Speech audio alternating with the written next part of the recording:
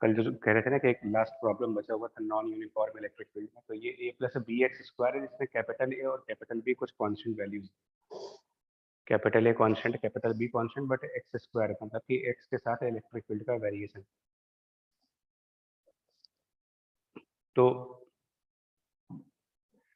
पहले तो आप इलेक्ट्रिक फील्ड की डायरेक्शन को देख करके ये आइडिया लगाओ कि इस क्यूबॉइड में ऐसी कौन कौन सी सरफेसेस होंगी जिनके इलेक्ट्रिक फील्ड, इस क्यूबॉइड में टोटल 6 सरफेसेस हैं, उनमें से कुछ ऐसी भी सरफेसेस होंगी जिनके लिए इलेक्ट्रिक फील्ड बिल्कुल पैरेलल होगी।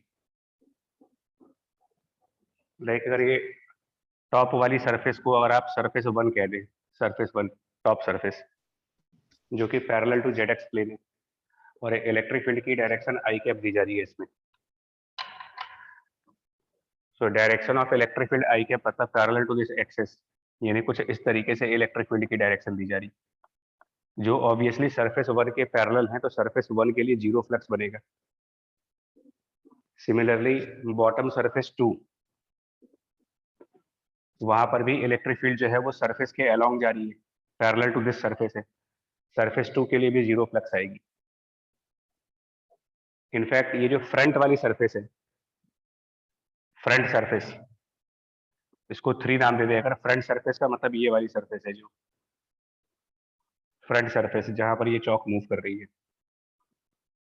तो इस सरफेस के भी पैरेलल इलेक्ट्रिक फील्ड जारी, फ्रंट सरफेस के पैरेलल, और इसी तरीके से बैक वाली सरफेस के पैरेलल, उसको 4th नंबर की सरफेस दे जो पीछे वाली सरफेस है। तो 4 सरफेसेस के लिए तो जीरो फ्लक्स आएगा, रीजनिंग की इलेक्ट्रिक फील्ड सरफेस के पैरेलल। 2 सरफेसेस हैं जिनके लिए इलेक्ट्रिक फील्ड सरफेस के परपेंडिकुलर है, उसमें वो है आपकी ये 5 नंबर सरफेस, इसको मान ले फ्रंट साइड वाली जो है, तो electric field perpendicular to this particular surface हो जाएगी। तो इसके लिए कुछ फ्लक्स बनेगा, सरफेस नंबर 5 के लिए कुछ फ्लक्स बनेगा, दैट विल बी, अब जो सरफेस नंबर 5 है ये वाईजेड प्लेन के पैरेलल सरफेस है। क्या होगा यहाँ पर एक्स कोऑर्डिनेट की वैल्यू, इस सरफेस के किसी भी पॉइंट पर एक्स कोऑर्डिनेट की वैल्यू निकालेगा ऑन दिस सरफेस जो कि पैरेलल टू वाईजेड है। 0 नहीं नहीं, पैरेलल टू वाईजेड है, पैरेलल टू वाईजेड, ओरिजिन यहाँ पर है, कोऑर्डिनेट सिस्टम का ओरिजिन ये है और ये डायमेंशन से ABC गिवन है। तो ये जो सरफेस नंबर, सरफेस, हाँ सरफेस नंबर 5 आप देख रहे हो, इसका कोई भी पॉइंट लोगे तो वहां पर एक्स कोऑर्डिनेट स्मॉल ए के बराबर होगा, और एक्स कोऑर्डिनेट स्मॉल ए के बराबर होगा तो वहां पर इलेक्ट्रिक फील्ड की वैल्यू जो होगी वो जाएगी capital A plus capital B, और एक्स स्क्वायर सरफेस नंबर 5 के लिए एक्स इक्वल टू ए। तो ये electric field multiplied by area of this surface, area of this surface 5 b into c, और क्योंकि इलेक्ट्रिक फील्ड इस सरफेस नंबर 5 से बाहर निकल रही है तो देयरफॉर पॉजिटिव साइन। सरफेस 5 के जस्ट पीछे जो सरफेस है, जस्ट सरफेस 5 के पैरेलल वाली सरफेस जिसको सरफेस नंबर 6 कह दें अगर, तो इसके लिए फ्लक्स की value, direction of electric field अभी भी आपका एक्स एक्सिस के अलोंग जा रहा है, तो वो सरफेस नंबर 6 में इलेक्ट्रिक फील्ड एंटर करेगी। इलेक्ट्रिक फील्ड एंटरिंग है 6 नंबर सरफेस में, तो पहली बात तो इसका नेगेटिव फ्लक्स आएगा बिकॉज एंटर कर रहे हैं, और ये वाईजेड प्लेन है, सरफेस नंबर 6 वाईजेड प्लेन पर है, तो सरफेस नंबर 6 के किसी भी पॉइंट के लिए कोऑर्डिनेट एक्स की वैल्यू 0 होगी, और एक्स को 0 पुट करेंगे तो इलेक्ट्रिक फील्ड कैपिटल ए आई कैप, यानी कि मैग्नीट्यूड में capital A and multiplied by area of this particular surface, surface number 6 का एरिया, वो भी आप बी इंटू 6 लिखो। बाकी रिमेनिंग सरफेसेस के 0 फ्लक्स होंगे बिकॉज इलेक्ट्रिक फील्ड बाकी के सभी सरफेस के पैरेलल। इनको टोटल कर देंगे तो नेट फ्लक्स मिल जाएगा हमें, देयरफॉर नेट फ्लक्स की वैल्यू 5 प्लस 5 इन दोनों को ऐड करें, और इनको ऐड करके नेट फ्लक्स की वैल्यू मिल जाएगी capital B A square into B into C, this is the net flux. पहले पार्ट का आंसर आ जाएगा। yes, और फर्दर नेट चार्ज निकालने के लिए जो नेट फ्लक्स आ रहा है, नेट फ्लक्स, इसी को Q inside divided by epsilon not कर दें गॉस लॉ का यूज करके, तो इससे मालूम कर सकते हैं कि कितना चार्ज इस बॉक्स के इनसाइड होगा।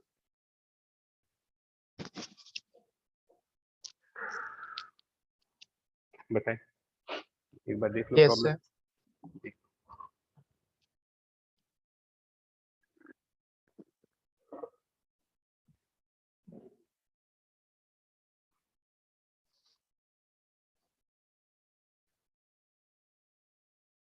आगे बढ़ रहे हैं इसमें। Yes sir. Yes sir. Okay, तो समझ में क्या आया यहाँ से कि नॉन यूनिफॉर्म इलेक्ट्रिक फील्ड के अंदर अगर हमें किसी बॉक्स का फ्लक्स निकालना है नॉन यूनिफॉर्म इलेक्ट्रिक फील्ड में, तो तरीका यही होगा कि उस बॉक्स के जितनी भी सर्फेसेस हैं उन सभी सर्फेसेस के इंडिविजुअली फ्लक्स फाइंड किए जाए। जितनी सर्फेसेस हैं उन सब का फ्लक्स इंडिविजुअली कैलकुलेट करेंगे, नेट फ्लक्स निकालेंगे एंड देन उसको क्यू इनसाइड बाई एप्सिलॉन 0। थोड़ा सा ऑल्टरेशन कर दें प्रॉब्लम में। मान लीजिए सपोज इलेक्ट्रिक फील्ड का डायरेक्शन आई कैप हो, बट उसकी डिपेंडेंसी जो है, डिपेंडेंसी ऑफ इलेक्ट्रिक फील्ड वो आपका वाई कोऑर्डिनेट के ऊपर है, लेट्स से वाई स्क्वायर है यहाँ पर। Next example. तो वाई कोऑर्डिनेट के हिसाब से चेंज करेंगे। हाँ, इलेक्ट्रिक फील्ड का वेरिएशन वाई कोऑर्डिनेट के रिस्पेक्ट में है, लेकिन डायरेक्शन उसकी एक्स एक्सिस ही है। सर 0 हो जाएगा टोटल? नहीं, देखिए सबसे पहले रीजन, आप सबसे पहले ये सोचो कि कौन से सरफेसेस के पैरेलल इलेक्ट्रिक फील्ड है, तो वो तो अभी भी वही रहेगा बिकॉज डायरेक्शन चेंज नहीं कर रहे ना, आई कैप डायरेक्शन ले रहे हो आप। सर हम लोग को एग्जिट तो प्लेन वाले में एक स्लाइस लेना पड़ेगा इंटीग्रेट बिल्कुल करके। बिल्कुल। फ्लक्स ऑफ सरफेस 5 अभी भी कैलकुलेट होगा, फ्लक्स ऑफ सरफेस 6 कैलकुलेट होगा, बाकी सारे फ्लक्स 0 आएंगे। उनका रीजन अभी भी है कि 5 और 6 नंबर के अलावा बाकी की जितनी सरफेसेस हैं इलेक्ट्रिक फील्ड उन सरफेस के पैरेलल। 5 और 6 की बात करोगे तो क्योंकि इलेक्ट्रिक फील्ड का वेरिएशन वाई के रिस्पेक्ट में हो रहा है, और जो हमारा सरफेस नंबर 5 है उसकी बॉटम वाली एज, सरफेस नंबर 5 की बॉटम वाली एज जो कि जेड एक्स प्लेन पर है, यहां पर वाई कोऑर्डिनेट की वैल्यू 0, और सरफेस नंबर 5 का टॉप वाला एज, सरफेस 5 की टॉप एज ऑफ सरफेस 5, उसके लिए कह सकते हो कि वाई कोऑर्डिनेट स्मॉल सी है, यानी कि सरफेस 5 के ऊपर वाई की वेरिएशन हो रही। तो क्योंकि वाई कोऑर्डिनेट सरफेस 5 के लिए वेरिएबल क्वांटिटी की तरह काम कर रहा है, ऐसी बॉटम से टॉप तक जाते जाते इलेक्ट्रिक फील्ड की स्ट्रेंथ चेंज हो रही होगी, और बॉटम से टॉप तक इलेक्ट्रिक फील्ड का स्ट्रेंथ जब वेरी करेगा तो फ्लक्स को हम उस वाले मेथड से निकालेंगे, integral of electric field into differential area. तो पहले यहाँ पर एक डिफरेंशियल एरिया चूज करेंगे, बॉटम से वाई डिस्टेंस पे जा करके and additionally D Y width का, और ये डिफरेंशियल एरिया का फ्लक्स निकाल करके एंड देन इंटीग्रेट करेंगे उसको। ऑब्वियसली ये जो डी वाई विड्थ का डिफरेंशियल एरिया बनेगा उसका एरिया लिखा जाएगा, डी वाई का एरिया वो लिखा जाएगा B into D Y, this is the differential area of this strip multiplied by the electric field capital A plus B into Y square, और ये इंटीग्रेट होगा विथ वाई की लिमिट्स 0 से लेकर के एंड देन अप टू सी तक।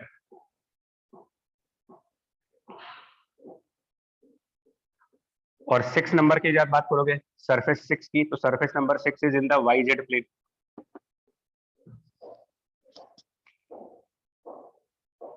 मेरे ख्याल से खेतान का आंसर सही था, ये बोले तो, बिकॉज सरफेस नंबर 6 में भी सेम सिचुएशन है, सरफेस नंबर 6 के भी बॉटम वाली प्लेन पर, सरफेस 6 की बॉटम वाली एज वहां पर भी y की वैल्यू 0 है, और सरफेस 6 के टॉप वाले एज वहां पर भी y की वैल्यू c है। Yes sir. तो सरफेस 6 का भी फ्लक्स ऐसा ही आएगा बट माइनस में आएगा। Yes sir. इतना ही आएगा, माइनस के साथ आ जाएगा। हाँ सही बोल रहे हैं, नेट फ्लक्स 0 आ जाएगी डायरेक्ट। अगर y के ऊपर डिपेंडेंसी है तो नेट फ्लक्स की वैल्यू 0, बिकॉज यही एक्सप्रेशन यहाँ पर भी बनेगा।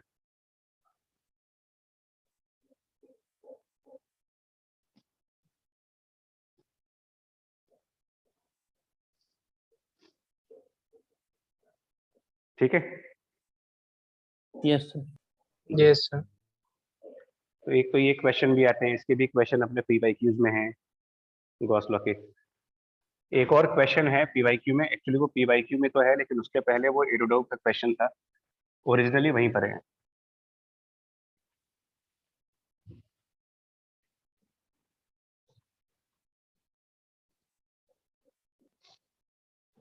क्वेश्चन ये प्रॉब्लम इस तरीके से है that in a space electric field E is given by In a space, electric field capital E is given by A into small x I cap.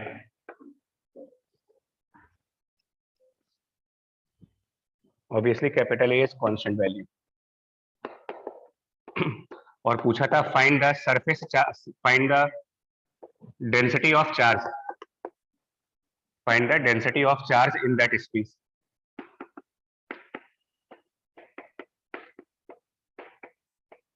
काफी इंपॉर्टेंट क्वेश्चन है ये.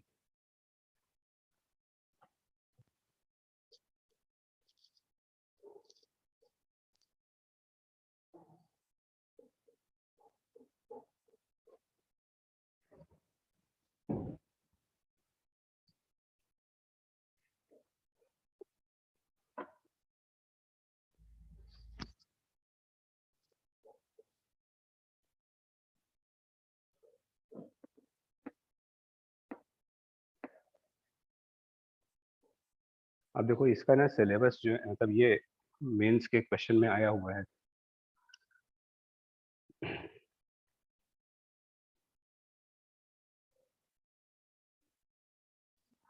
और ये गॉस लॉ से ही सॉल्व होता है. Actually इसमें Gauss law का एक और फॉर्मेट है. मतलब इसके पीछे जो कंसेप्ट है वो एक नया लॉजिक है जिसको हम कहते हैं differential form of Gauss law.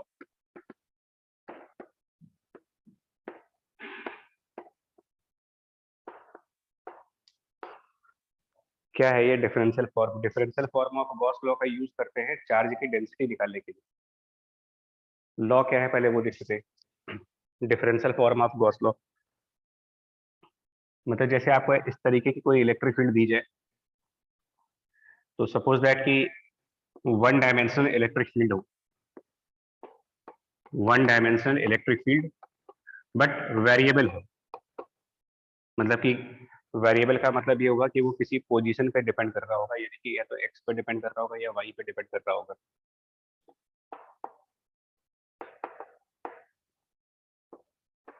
Variable with position,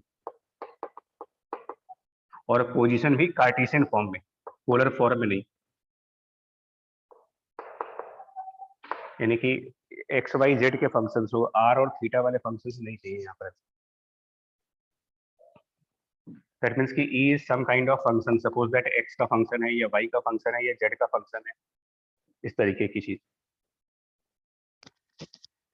देखो अगर हम इस टाइप की इलेक्ट्रिक फील्ड में एक बहुत ही स्मॉल साइज का, इस टाइप की इलेक्ट्रिक फील्ड के अंदर बहुत ही स्मॉल साइज का सिलेंडर मान लें.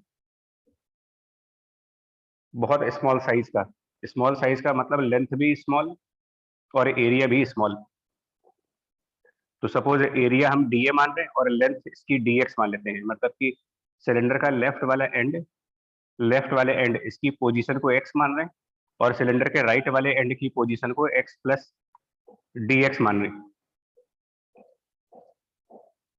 और क्योंकि इलेक्ट्रिक फील्ड पोजीशन पे डिपेंड कर रही है, तो जब इलेक्ट्रिक फील्ड पोजीशन पे डिपेंडेंट होगी तो लेफ्ट एंड पर इलेक्ट्रिक फील्ड की वैल्यू अलग आएगी, राइट एंड पर इलेक्ट्रिक फील्ड की वैल्यू अलग आएगी.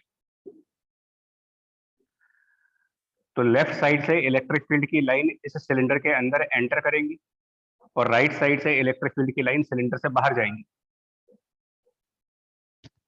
विच मीन्स कि लेफ्ट वाली साइड पर, सिलेंडर की लेफ्ट वाली साइड पर नेगेटिव फ्लक्स आएगा. वो होगा minus magnitude of electric field eight this point. और अगर इसकी पोजीशन एक्स है तो इलेक्ट्रिक फील्ड का मैग्नीट्यूड एट दिस पॉइंट वो फंक्शन ऑफ एक्स बन जाएगा. Electric field multiplied by this area DA, left side का नेगेटिव फ्लक्स. और राइट साइड की बात करेंगे तो सिलेंडर के राइट वाले एंड पर पॉजिटिव फ्लक्स आएगा बिकॉज इलेक्ट्रिक फील्ड लाइन बाहर जा रही है, प्लस राइट एंड की position x plus d x है. सो वहां पर इलेक्ट्रिक फील्ड को लिखा जाएगा function of x plus d x and multiplied by उसका area d, flux at the right surface. और बाकी जो तीसरा सिलेंडर का कर्व सरफेस उसके पैरेलल इलेक्ट्रिक फील्ड जा रही है. कर्व सरफेस के पैरेलल इलेक्ट्रिक फील्ड जाने की वजह से कर्व सरफेस के कोई फ्लक्स नहीं आएंगे. Now this is total flux. Gauss law के हिसाब से ये चार्ज अपॉन एप्सिलॉन नॉट. और अगर हम रो डिफाइन करें कि rho is the charge density, which is charge per unit volume. Rho is the charge density which is charge per unit volume. और ये चार्ज डेंसिटी सिलेंडर के अंदर मान रहे हैं, इनसाइड सिलेंडर, एज्यूमिंग की चार्ज की जो डेंसिटी है वो रो है। तो अगर इसके अंदर रो डेंसिटी का चार्ज है तो टोटल चार्ज जो निकलेगा वो होगा density of charge multiplied by जितना वॉल्यूम हमारे सिलेंडर के अंदर होगा, वॉल्यूम इनसाइड सिलेंडर, वो लिखोगे length multiplied by the area, means dx multiplied by dA।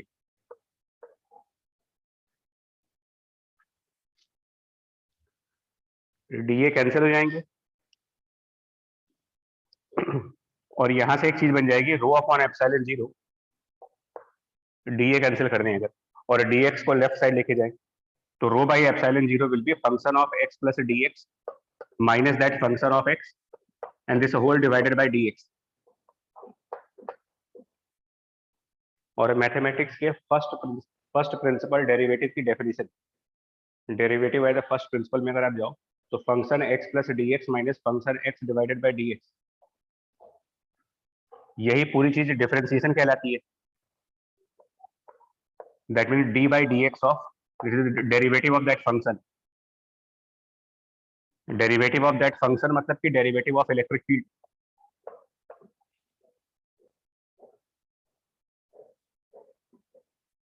और यही इक्वेशन हमारे लिए कहलाती है differential form of this Gauss law. Rho divided by epsilon 0 becomes d by dx।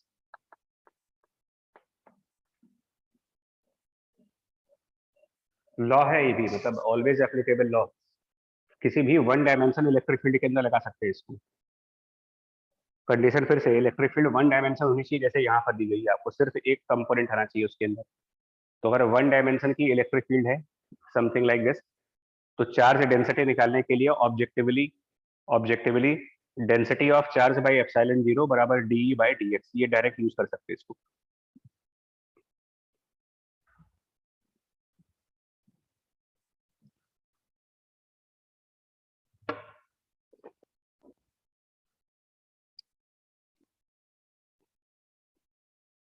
ये इसका पूरा प्रूफ है।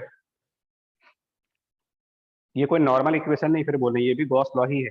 ये जो फॉर्म देख रहे हो रो बाई एप्सिलॉन 0 बराबर डी बाई dx, इसको भी गॉस लॉ कहा गया।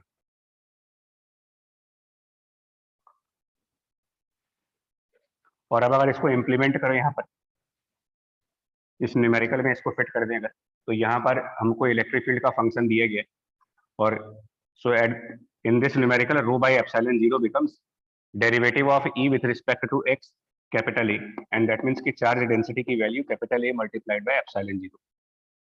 ये इसका आंसर बन जाएगा।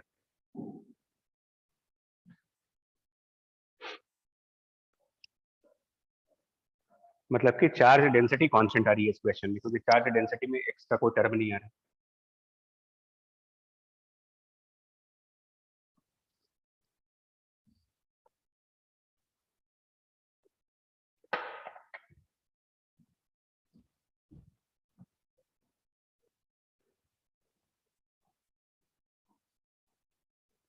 यहाँ तक बताओ कुछ पूछना यस हो सर। तो? ठीक है, Yes, sir. ये भी Yes, याद sir. करना, हाँ ये याद रखिएगा, ये नया लॉ है differential form of Gauss law, ये डायरेक्ट लॉ यूज किया जाता है।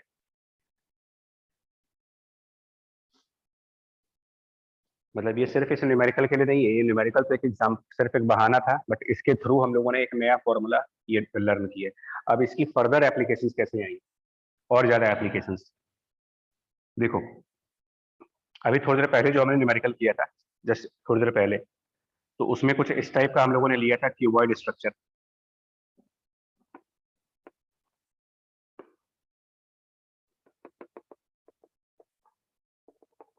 ये एक्स एक्सिस था, ऐसे कुछ y axis and then z axis, just इसके पहले वाला न्यूमेरिकल, और ये डायमेंशन ABC थी। और वहां पर पहला वाला पार्ट जब इलेक्ट्रिक फील्ड का लिया था हम लोगों ने, तो first part of electric field was capital A plus B multiplied by x square I cap. तो ये भी आपका वन डायमेंशन इलेक्ट्रिक फील्ड है। इसके अंदर भी हम लोगों ने ये फाइनली कैलकुलेट किया था कि टोटल चार्ज कितना आया था, और उसका आंसर एक बार लिख लेते हैं। इसके पहले वाले न्यूमेरिकल में जब चार्ज कैलकुलेट किया गया था तो उसका आंसर मेरे ख्याल से था कैपिटल A B स्क्वायर, नहीं capital A small a square b into c into epsilon 0 verify करना है एक बार, ये शायद चार्ज निकला था। कैपिटल बी था सर। अच्छा capital B, sorry capital B a square b into c into this epsilon, ये चार्ज की वैल्यू आई थी। देखिए दूसरा तरीका क्या हो सकता है इसको करने का। इलेक्ट्रिक फील्ड वन डायमेंशन की दी हुई है, तो पहले हम डेंसिटी निकाल लेते हैं, चार्ज की डेंसिटी निकाल लेते हैं इस मेथड से, रो बाय एप्सिलॉन बराबर डी बाई डी एक्स करके। तो इस मेथड से जाएंगे तो density of charge will be epsilon multiplied by electric field का डिफरेंशिएशन। इलेक्ट्रिक फील्ड का डिफरेंशिएशन जाएंगे तो वो वैल्यू बन जाएगी 2 टाइम्स बी इंटू एक्स, जिसका मतलब ये हुआ density of charge function of x है, यानी कि चार्ज की डेंसिटी भी वेरिएबल है। Density of charge itself constant नहीं आ पा रहा है, डेंसिटी बदल रही है एक्स के अकॉर्डिंग। तो अब हम क्या कर सकते हैं, इस क्यूबॉइड में एक स्लाइस कंसिडर करें, क्यूबॉइड में एक dx विड्थ की स्लाइस कंसिडर करते हैं और पूछा जाए कि कितना वॉल्यूम होगा इस dx विड्थ के स्लाइस के अंदर। तो volume of this slice, dx width की स्लाइस का वॉल्यूम वो हो जाएगा स्लाइस की विड्थ, विड्थ ऑफ स्लाइस मतलब थिकनेस, स्लाइस की thickness multiplied by area of that slice, और एरिया ऑफ स्लाइस हो जाएगा b into c. So this is the volume, volume of this slice multiplied by this variable density epsilon into 2 times b into x. So the density of charge multiplied by the volume of slice, ये term इस slice के अंदर का charge बता रहा है आपको, dq charge within this slice, और पूरे क्यूबॉइड के अंदर कितना चार्ज होगा ये निकालने के लिए इसको हम इंटीग्रेट करेंगे टोटल चार्ज निकालने के लिए, लिमिट ऑफ x 0 से लेकर के a तक।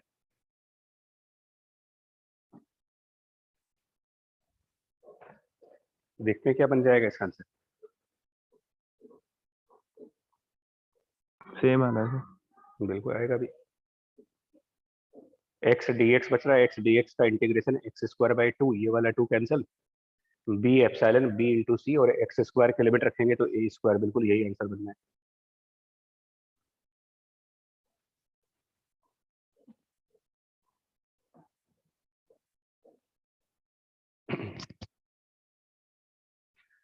इसके अलावा इसकी एप्लीकेशंस और कैसी हो सकती है इस रिजल्ट का। एक तो एप्लीकेशन यहाँ पर बताया, एक डेंसिटी ऑफ चार्ज निकालने के लिए यूज करते हैं इसको, और कहाँ पर यूज कर सकते हैं वो देखिए। हम लोग इसी क्वेश्चन को चेंज कर रहे हैं, in space where electric field is ax i के where capital A constant find the. अब आपसे डेंसिटी ऑफ चार्ज पूछने की बजाय पूछा जाए find the charge inside, find the charge inside a sphere of radius r, charge inside a sphere of radius r। Next question.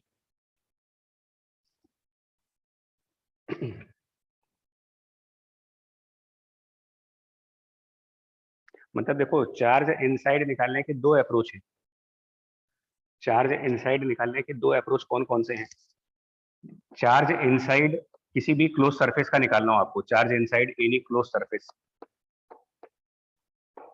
तो इसकी दो अप्रोच बन सकती है। एक अप्रोच क्या बन सकती है कि हम epsilon multiplied by flux of that surface निकाल दें, गॉस लॉ, दैट फ्लक्स बराबर q अपॉन एप्सिलॉन 0। तो अगर हम फ्लक्स कैलकुलेट कर लें और उसको एप्सिलॉन से मल्टीप्लाई कर दें तो चार्ज आ जाएगा। ये एक अप्रोच है। दूसरी अप्रोच, सेकंड अप्रोच चार्ज निकालने की क्या बन सकती है कि डेंसिटी ऑफ चार्ज निकाल लें और डेंसिटी ऑफ चार्ज को वॉल्यूम इनसाइड सरफेस से मल्टीप्लाई कर दें।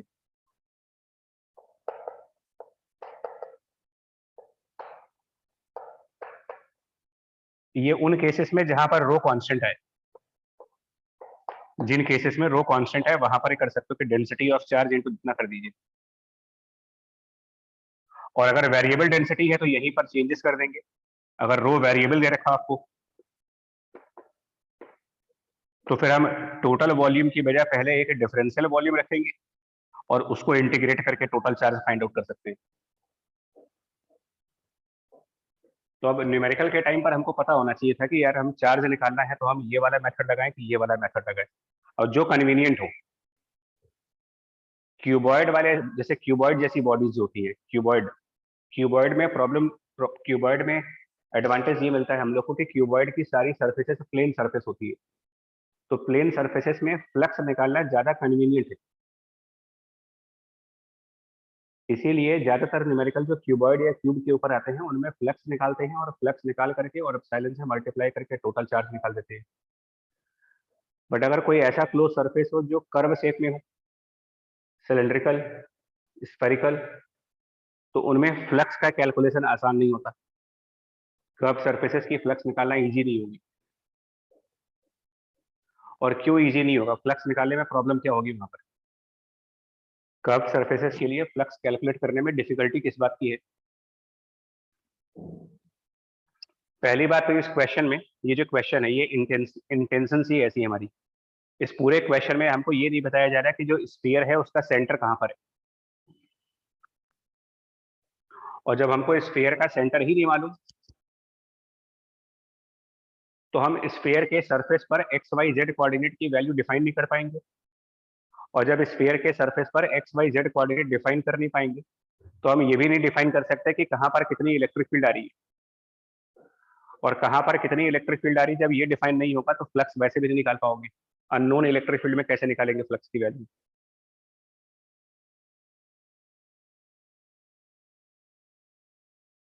सो फ्लक्स मेथड कन्वीनियंट होता है क्यूबॉइडिकल सर्फेसेस में, क्यूबिकल सर्फेसेस में। सिलेंड्रिकल और स्फेरिकल सरफेस है तो ये बहुत बड़ी हिंट होती है कि पहले आप डेंसिटी फाइंड करें, और डेंसिटी फाइंड करने के लिए ये वाला लॉ यूज करें। तो इसके लिए हम क्या करने जा रहे हैं? इस पर्टिकुलर क्वेश्चन के लिए पहले हम डेंसिटी निकालेंगे, which is epsilon multiplied by D by D x, capital E. और क्योंकि ये डेंसिटी कांस्टेंट आ रही है तो कांस्टेंट डेंसिटी वाले केस में सिंपली इसको डेंसिटी के साथ वॉल्यूम मल्टीप्लाई कर दी। सो आंसर आ गया इस क्वेश्चन का।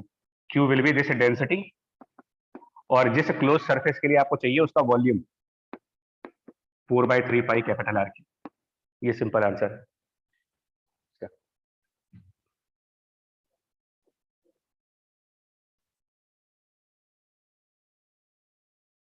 तो ये भी हमारे शॉर्ट नोट्स का पॉइंट हो गया। कल एक बताया था और आज के लेक्चर के लिए ये शॉर्ट नोट्स का पॉइंट हो गया। इस तरीके से नोट्स तैयार करते रहिए। शॉर्ट नोट्स का पॉइंट ये हो गया, the two methods of finding charge, two methods of finding charge, one is flux method, other is density method। वहीं पर ये लिख सकते हो कि flux method is more convenient for cuboidal and cubical surfaces, and for all other surfaces better to go with density method।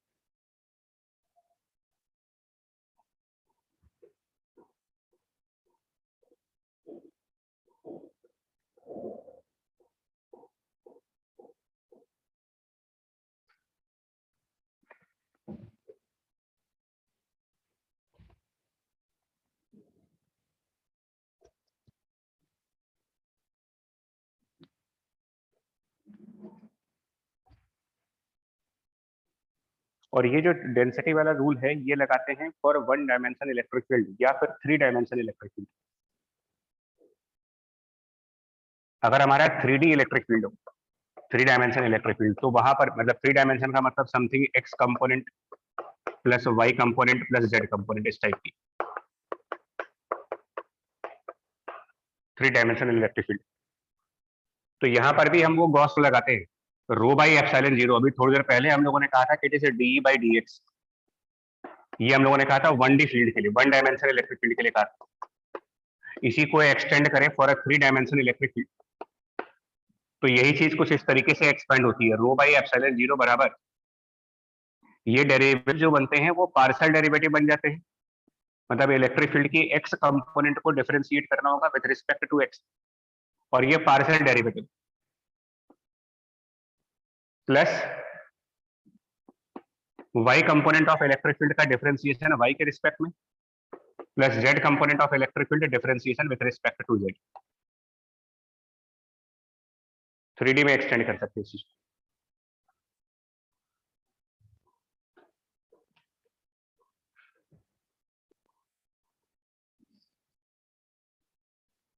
But हालांकि इसके question है नहीं, मतलब इरोडो में भी नहीं एक्चुअली, तो हम लोग ये मानते हैं कि नहीं आएंगे, ये और हायर लेवल की चीज है। ये इरोडो में भी है, जेई में पूछ भी चुके हैं, इसलिए वन डायमेंशन इलेक्ट्रिक फील्ड को डिस्कस किया जा रहा है।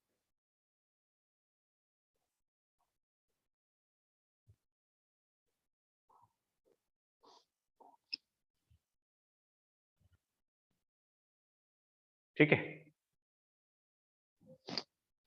Yes. Yes, sir. Yes, पहला sir. वाला देखो, ये इसको ये ध्यान रखिएगा, ये फिर क्योंकि बहुत रेयर केस है, जल्दी मिलता नहीं है for.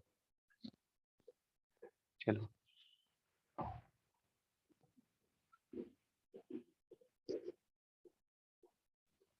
Now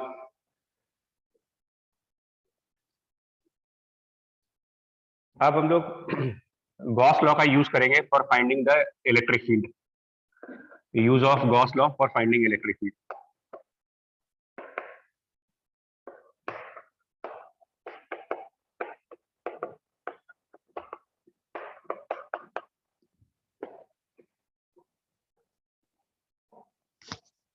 use of Gauss law in finding the electric field में बड़े कुछ लिमिटेड केसेस ही होते हैं, मतलब गॉस लॉ के थ्रू कहाँ कहाँ पर इलेक्ट्रिक फील्ड निकाल सकते हो। तो मेनली बता दे रहे आपको, ये चीज हम लगाएंगे मेनली जब स्फेरिकल चार्जेस होते हैं वहां पर यूज करो। सेकेंडली यूज कर सकते हो लॉन्ग सिलिंड्रिकल चार्जेस में।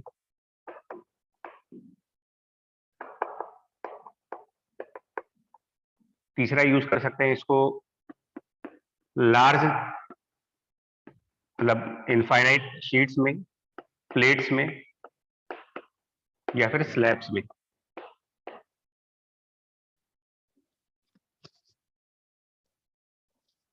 स्फेयर के फॉर्म में कोई भी चार्ज हो, कंडक्टर या नॉन कंडक्टर। सिलेंडर के फॉर्म में कोई चार्ज है, कंडक्टिंग या नॉन कंडक्टिंग।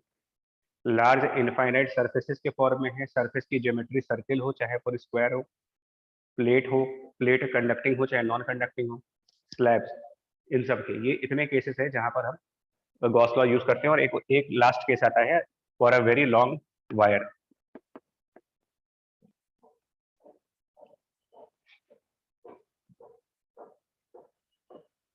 और स्टेप आपके ये होंगे, क्लास 12th के थोड़े बहुत स्टेप्स याद करते जल्दी जल्दी। क्या करते हो, सबसे पहले आप ये बोलते हो दैट सबसे पहले कोई एक गॉसियन सरफेस बनाते हैं। Choice of the Gaussian surface, ये हमारा पहला स्टेप होता है। उसके बाद गॉसियन सरफेस बनाने के बाद दूसरे स्टेप पर फ्लक्स फाइंड करते हैं उस गॉसियन सरफेस का। और तीसरे स्टेप पर फ्लक्स निकाल करके उस गॉसियन सरफेस का जो फ्लक्स है वो फाइंड आउट करने के बाद उसको इक्वल टू कर देते हैं charge divided by epsilon zero. और गॉसियन सरफेस कैसा होगा, मतलब तो वो भी आपको याद ही करा दे रहे हैं। जितने स्फेरिकल चार्जेस होंगे वहां पर गॉसियन सरफेस स्फेरिकल रखेंगे। जितने सिलिंड्रिकल चार्ज होंगे वहां पर गॉसियन सरफेस सिलिंडर्स के फॉर्म में आएंगे। इनफैक्ट हमारे सिलेबस में दो ही तरीके के गॉसियन सरफेसेस हैं। पूरी 12th की फिजिक्स में दो ही गॉसियन सरफेस दिए जाते हैं, या तो स्फीयर या तो सिलेंडर। और मजे की बात यह है कि स्फेरिकल चार्ज में स्फेरिकल गॉसियन सरफेस, बाकी सबके अंदर cylindrical Gaussian surface. Spherical charge को छोड़ दीजिए, स्फेरिकल चार्ज में स्फेरिकल गॉसियन सरफेस, बाकी सारे केसेस, सिलेंडर का केस हो, इनफाइनाइट शीट का केस हो, प्लेट का हो, स्लैब का हो, वायर का हो, सब में सिलिंड्रिकल गॉसियन सरफेस। बट जो हमारा गॉसियन सरफेस होता है उसमें कुछ बातें ध्यान में रखनी पड़ती है। ये गॉसियन सरफेस कुछ ऐसा होना चाहिए, कुछ इस तरीके से उसकी ओरिएंटेशन वगैरह कुछ ऐसी होनी चाहिए कि या तो electric field parallel to surface हो या फिर electric field perpendicular to surface. इस तरीके से कुछ गॉसियन सरफेस ले। क्योंकि मान लो अगर हमें सिलेंडर बनाना है तो हम सिलेंडर वर्टिकल बनाएंगे कि हॉरिजॉन्टल बनाएंगे कि टिल्टेड बनाएंगे, किस टाइप का सिलेंडर बनाएंगे।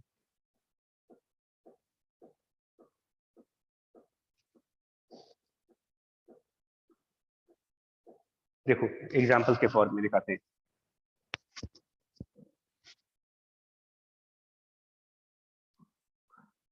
एग्जाम्पल्स के फॉर्म में स्टार्ट कर रहे हैं। सबसे पहले आप याद करिए लॉन्ग वायर, हालांकि ये कर चुके हैं, ये डेरिवेशन हो चुका है, ऑलरेडी हो चुका है, कैलकुलस मेथड से हो चुका है लॉन्ग वायर का।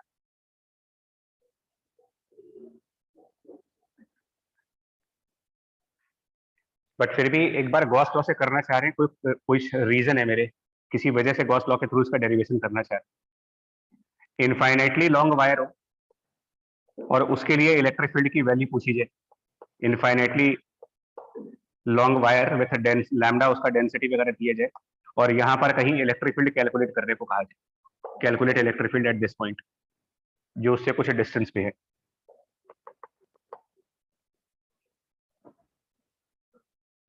तो क्या करोगे ना, सबसे पहले आप एक काम करेंगे, सबसे पहले इनफैक्ट स्टेप, इससे भी पहले एक स्टेप आना चाहिए, इसके पहले भी एक स्टेप आना चाहिए, पैटर्न ऑफ इलेक्ट्रिक फील्ड।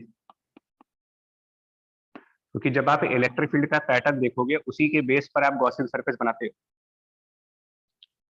तो पहले तो आप ये पता लगाओ कि इस इनफाइनाइटली लॉन्ग वायर की इलेक्ट्रिक फील्ड लाइंस यहाँ पर किधर की तरफ आएंगी। इनफाइनाइटली लॉन्ग वायर है, तो इलेक्ट्रिक फील्ड का लाइन यहाँ पर ऑब्वियसली राइट साइड, सामने की तरफ। राइट साइड पॉजिटिवली है। इससे थोड़ा ऊपर जाएंगे तो भी इलेक्ट्रिक फील्ड राइट साइड होगा, इससे थोड़ा नीचे जाएंगे तो भी इलेक्ट्रिक फील्ड राइट साइड होगा। ये डिस्कशन एक बार कल भी हुआ था कि because of infinite length centre के ऊपर जाएं या सेंटर के नीचे जाएंगे तो भी ये इनफाइनाइट ही रहेगा, और इलेक्ट्रिक फील्ड थ्रू आउट इसी डायरेक्शन में रहेगी, और लेफ्ट साइड जाने पर इलेक्ट्रिक फील्ड की डायरेक्शन ऐसी आएंगी।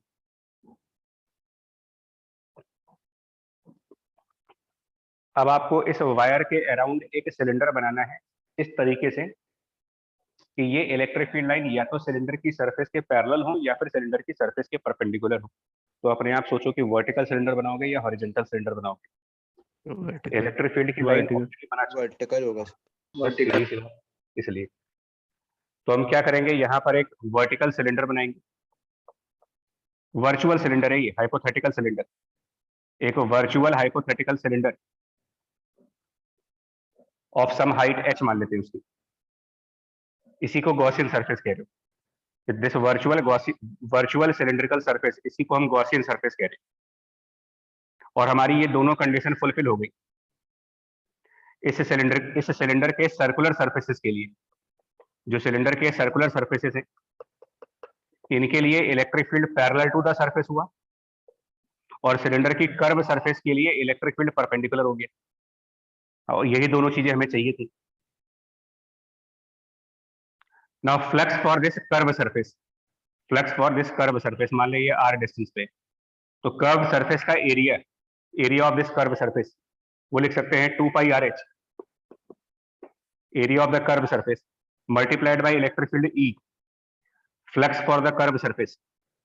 और ये दो सर्कुलर सरफेसेस के लिए कोई फ्लक्स नहीं आने वाला, इलेक्ट्रिक फील्ड सर्कुलर सरफेसेस के पैरेलल जा रही है, टोटल फ्लक्स आ गया, और इसको आप सीधा सीधा Q बाई एप्सिलॉन 0,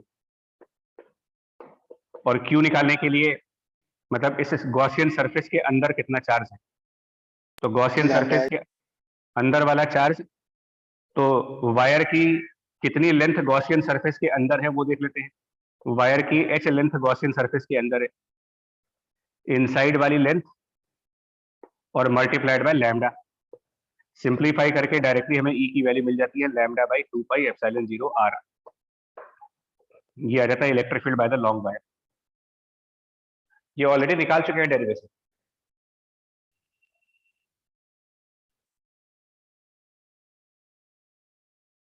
बट पिछली बार जब इसको डेराइव किया था ना, जब इलेक्ट्रिक फील्ड स्टार्ट हुआ था, तो मैं याद दिला दूं कैसे डेराइव हुआ था ये, तब डेरिवेशन क्या की गई थी।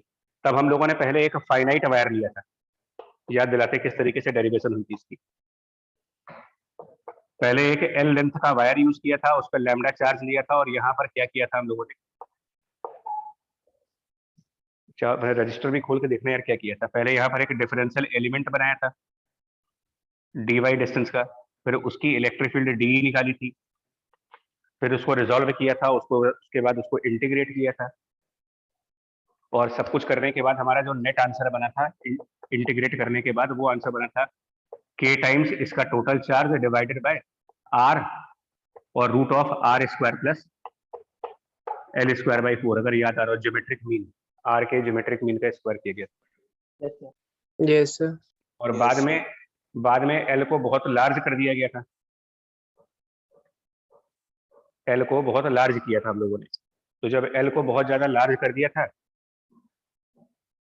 और देखो एक और बात समझना यार, उस पन्ने को जरा खोलो जहां पर ये डेरिवेशन हुई थी, उसको आप ध्यान से देखोगे तो लिमिट ऑफ इंटीग्रेशन रखी गई थी, और लिमिट ऑफ इंटीग्रेशन रखी गई थी यहाँ पर माइनस ऑफ l/2 से प्लस ऑफ l/2 तक। उस बात का क्या मतलब हुआ, माइनस l/2 से प्लस l/2 की लिमिट रखने के बाद ये इलेक्ट्रिक फील्ड आने का क्या मतलब है कि इस इलेक्ट्रिक फील्ड में किसका किसका कंट्रीब्यूशन लिया गया है। इंटीग्रेशन की लिमिट माइनस l/2 से प्लस l/2 रखने का मतलब ये इलेक्ट्रिक फील्ड इस वायर के कौन से पोर्शन की वजह से कैलकुलेट की जा रही है, या फिर यूं कह दे कि ये सभी चार्जेस की वजह से निकाली जा रही है। सभी अगर चार्ज। सभी सभी चार्जेस चार्जेस की वजह से, यानी इसमें जितना चार्ज है उन सारे चार्ज का कंसिडरेशन किया गया था। लिमिट माइनस l/2 से प्लस l/2 का मतलब नेट इलेक्ट्रिक फील्ड में ये चार्ज भी कंट्रीब्यूट कर रहा है, ये चार्ज भी कंट्रीब्यूट कर रहा है, ये भी, ये भी, ये भी, ये भी, सारे चार्ज कंट्रीब्यूट कर रहे थे। और इसी में जब हम लोगों ने एल को बहुत बड़ा कर दिया था आर के कंपेयर में, तो डिनोमिनेटर में ये आर स्क्वायर रूट के अंदर वाला आर स्क्वायर हट जाता है, और फिर ये वैल्यू बन जाती थी इलेक्ट्रिक फील्ड विल बी, ये l/4 में से 2 ऊपर चला जाता है, 2 टाइम्स के q upon r into l, और क्यू बाई एल को लैम्डा लिख दिया गया था, तो ये वैल्यू बन जाती है 2 टाइम्स के लैम्डा बाई स्मॉल आर। और ये रिजल्ट एक ही है, कोई अलग नहीं है। अगर उस के को 1/4 पाई एप्सिलॉन 0 कर दे, के 1/4 पाई एप्सिलॉन 0 करिए तो यही चीज तो बन रही है। ये बात यहाँ पर डिस्कस क्यों कर रहे हैं जानते हैं? इस बात का डिस्कशन यहाँ पर क्यों कर रहे हैं?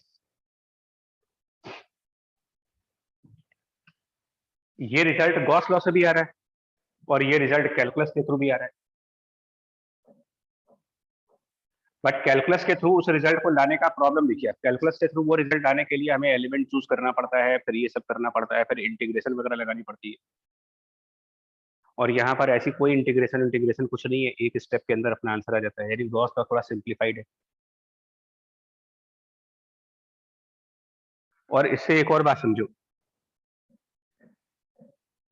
राइट हैंड साइड पर जो चार्ज यूज किया गया है, राइट हैंड साइड पे जो चार्ज यहाँ पर रखा है हमने लैम्डा इंटू एच, ये सिर्फ उतना ही चार्ज है। लैम्डा इंटू एच का मतलब ये उतना चार्ज है जो सिलेंडर के अंदर है, सिलेंडर के बाहर भी चार्जेस है, बट वो हमारे राइट हैंड साइड वाले एक्सप्रेशन में यूज नहीं हो रहे, क्योंकि यहाँ पर क्यू इनसाइड बाई एप्सिलॉन 0 चाहिए होता है। तो हम लोग सिर्फ उतना ही चार्ज फोकस कर रहे हैं जो चार्ज आपके गॉसियन सरफेस के अंदर है, गॉसियन सरफेस के बाहर वाला चार्ज राइट हैंड साइड पर नहीं है। लेकिन जो इलेक्ट्रिक फील्ड कैलकुलेट होकर आ रही है,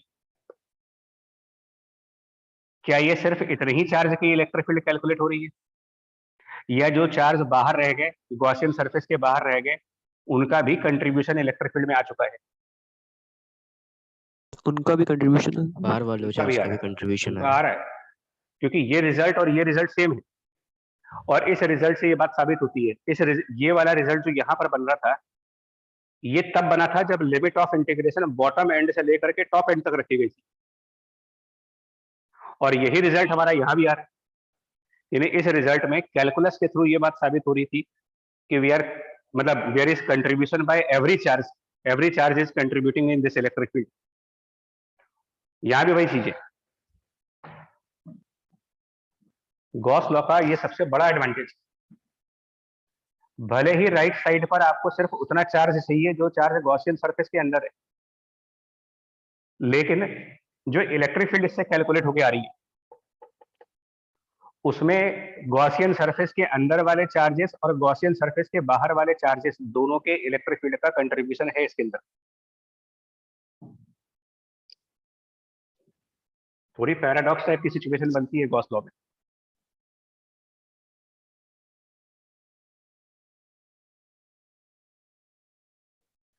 थोड़ा अजीब सा नहीं है कि हम सिर्फ चार्ज गॉसियन सरफेस के अंदर का निकालते हैं, और ये कह देते हैं कि जो इलेक्ट्रिक फील्ड हमने निकाली है उसमें बाहर के चार्ज का कंट्रीब्यूशन है, कंसिडर्ड है।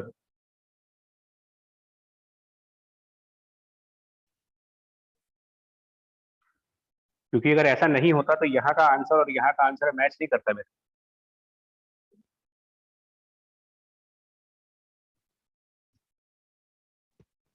That mean Gauss law calculate electric field by all the charges. ये ध्यान रखें, Gauss law calculates electric field by all charges. भले उसके एक्सप्रेशन में क्यू इनसाइड है खाली, मतलब उसकी मैथमेटिकल एक्सप्रेशन में सिर्फ क्यू इनसाइड है, वह अजीब सा इत्तेफाक है कि इलेक्ट्रिक फील्ड रिजल्टेंट आ रही है उसमें।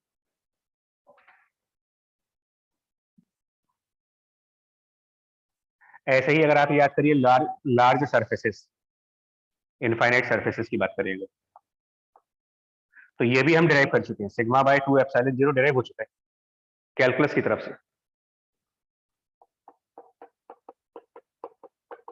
ऑलरेडी डिराइव्ड है with the help of calculus, but यही चीज गॉस लॉ से डिराइव करें। तो अगर ये इनफाइनाइटली लार्ज सरफेस है, इनफाइनाइट सरफेस,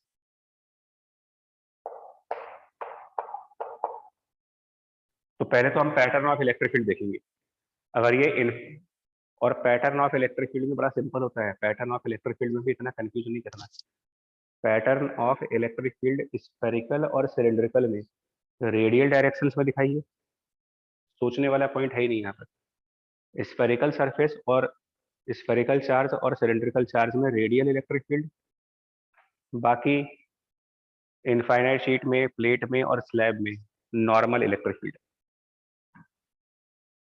तो अगर ये शीट है तो इसका मतलब नॉर्मल इलेक्ट्रिक फील्ड दिखाएं, एंड थ्रू आउट नॉर्मल दिखाइए, कोई दिक्कत नहीं। लेफ्ट साइड पर भी through out normal electric field.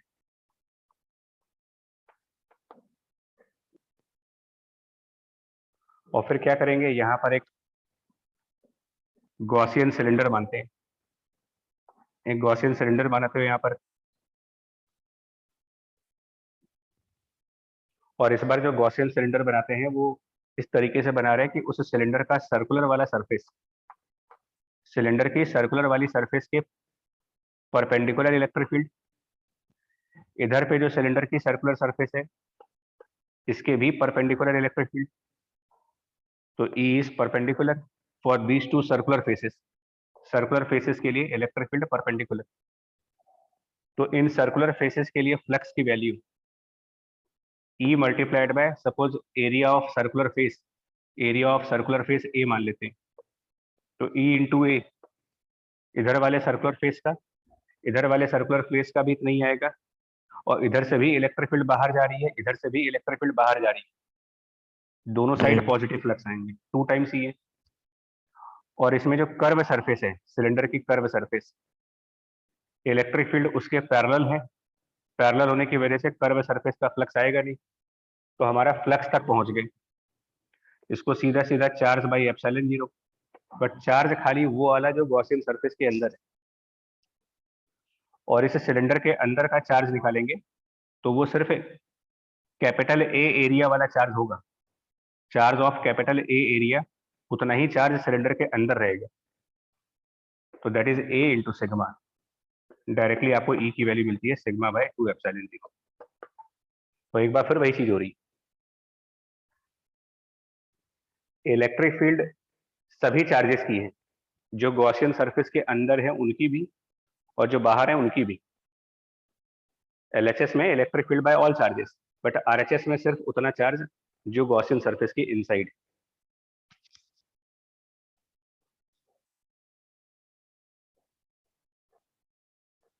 Message clear है? गॉस लॉ है, यस सर। Yes, sir.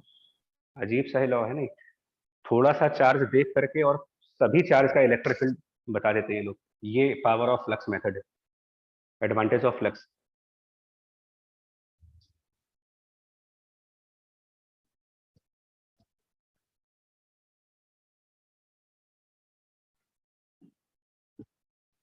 और आप क्योंकि देखिए 12th पास के पॉइंट ऑफ व्यू से चल रहे हैं तो शॉर्ट नोट्स में हमेशा चीजें ऐड करते रहिए। डायरेक्शन ऑफ इलेक्ट्रिक फील्ड बड़ी सिंपल है, बार बार सोचेंगे नहीं इसके बारे में।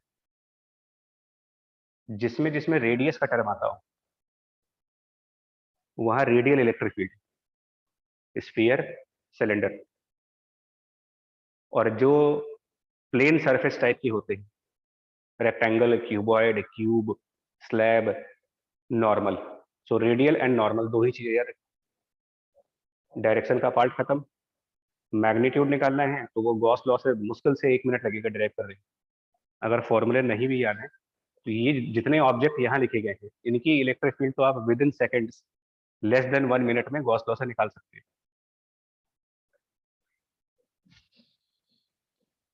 अब दिखाते हैं कुछ ऑब्जेक्ट्स के फटाफट स्फेरिकल चार्ज में। स्टार्ट करते हैं।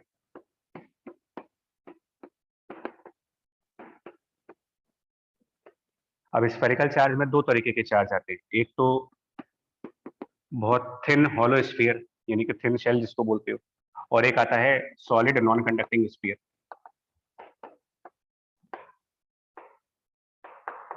अब लॉजिक वॉजिक के चक्कर में ना पड़िएगा, लॉजिक कैसे होगा क्या होगा कुछ नहीं सोचना है। स्फीयर है तो रेडियल फील्ड आएगी, कोई डाउट नहीं है। पहले वाले में हॉलो स्फीयर है, ये कंप्लीटली हॉलो स्फीयर, पतला सा, centre C, radius is R, charge capital Q इसके ऊपर, total charge is capital Q. Obviously ये चार्ज सरफेस पे ही होगा खाली, भाई शेल मतलब एक लेयर स्फीयर की, तो अंदर अंदर हवा है, वहां कोई चार्ज होगा ही नहीं। और दूसरे वाले में चार्ज पूरे वॉल्यूम में होगा, distribution of charge inside this volume. Radius R मान लेते हैं इसमें भी। तो दो चीजें पूछते हैं आपसे, एक तो ये पूछते हैं कि सेंटर से आउटसाइड किसी पॉइंट पर इलेक्ट्रिक फील्ड की क्या वैल्यू बनेगी। सेंटर से small r distance outside, outside the sphere किसी पॉइंट पर इलेक्ट्रिक फील्ड की वैल्यू क्या बनेगी। तो हमने अब चीजें याद कर रखी हैं। सबसे पहले तो इलेक्ट्रिक फील्ड रेडियल दिखाओ। पॉजिटिव चार्ज है तो रेडियली आउटवर्ड, और नेगेटिव चार्ज होता तो रेडियली इनवर्ड। ये पॉजिटिव है, रेडियल इलेक्ट्रिक फील्ड। वहां पर स्फेरिकल गॉसियन सरफेस बनाए या फिर मेंटल लेवल पे सोच ले, स्फेरिकल गॉसियन सरफेस बनाया है यहाँ पर।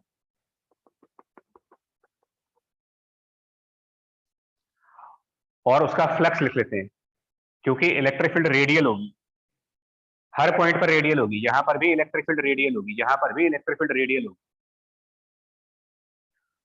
और रेडियल इलेक्ट्रिक फील्ड किसी भी स्फेरिकल सरफेस से परपेंडिकुलर ही होगी, और किसी सरफेस के परपेंडिकुलर इलेक्ट्रिक फील्ड होने पर फ्लक्स को हम electric field multiplied by area कर सकते हैं। Everywhere electric field is radial, यहां पर यहां पर यहां पर यहां पर सब तरफ रेडियल इलेक्ट्रिक फील्ड है,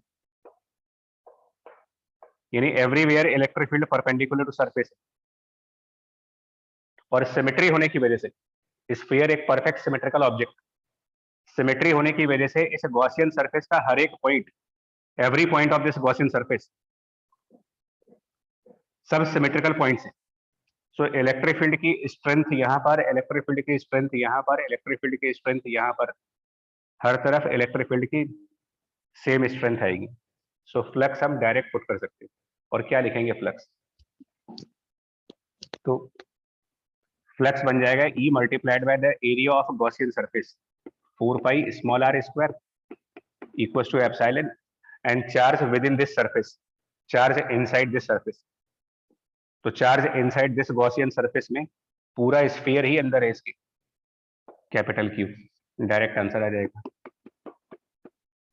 1/4 pi epsilon not q by r square. ये इलेक्ट्रिक फील्ड आ जाएगी when small r is more than capital R। Sphere के आउटसाइड किसी पॉइंट पर निकालना है। अगर हमें स्फीयर के अंदर निकालना हो, इस स्फेरिकल शेल के इनसाइड किसी पॉइंट पर इलेक्ट्रिक फील्ड निकालनी, small r less than r का केस है, और यहां पर पूछे कि what is electric field eight this point, तो हमें जिस पॉइंट पर इलेक्ट्रिक फील्ड निकालनी है वहां पर एक स्फेरिकल गॉसियन सरफेस ड्रॉ करें, spherical Gaussian surface, and let the electric field is E. Let electric field at this point is E, and a spherical Gaussian surface. तो electric field into area of this Gaussian surface. So 4 pi zero. r square should be charge inside by epsilon 0. Charge inside, इस Gaussian surface के अंदर कोई charge नहीं, zero, and मतलब कि electric field की value zero आएगी। देखो फिर एक बात हो गई, किसकी इलेक्ट्रिक फील्ड जीरो आ रही है यहाँ पर? गॉस लॉ से इलेक्ट्रिक फील्ड कैलकुलेट कर किसकी रहे हो आप? उन चार्जेस की जो Total गॉसियन level सरफेस में जी। नहीं सर, टोटल चार्ज। तो इसका मतलब यहाँ पर जीरो इलेक्ट्रिक फील्ड स्फीयर के सरफेस पे जो चार्ज है, स्फीयर के सरफेस पे जो चार्ज है वो यहाँ पर जीरो इलेक्ट्रिक फील्ड दे रहा है।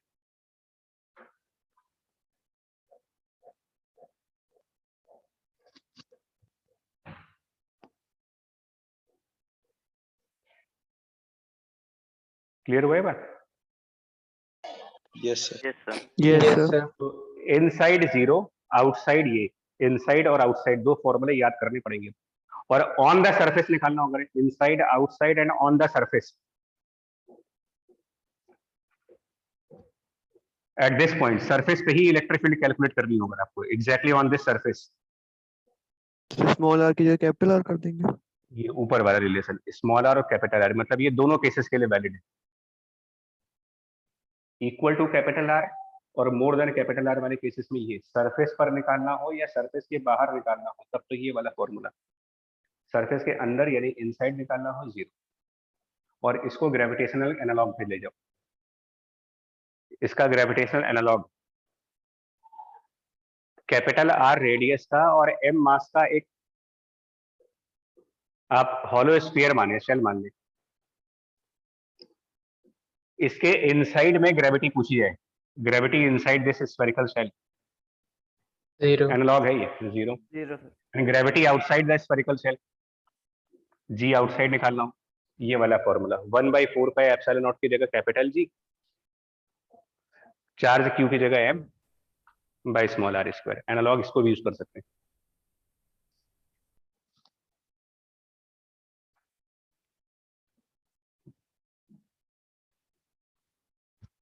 तो इतना याद कर लो, मैं फिर बोल रहा हूँ, रेडियल इलेक्ट्रिक फील्ड याद रखिएगा और गॉस लॉ याद करिएगा। मुश्किल से 1 से 2 लाइनों का डेरिवेशन होता है। सॉलिड स्फीयर में, सॉलिड स्फीयर में अगर इलेक्ट्रिक फील्ड इनसाइड में कैलकुलेट करनी हो, उसके सॉलिड स्फीयर के अंदर कोई पॉइंट है जहां पर इलेक्ट्रिक फील्ड निकालनी है at some distance of small are,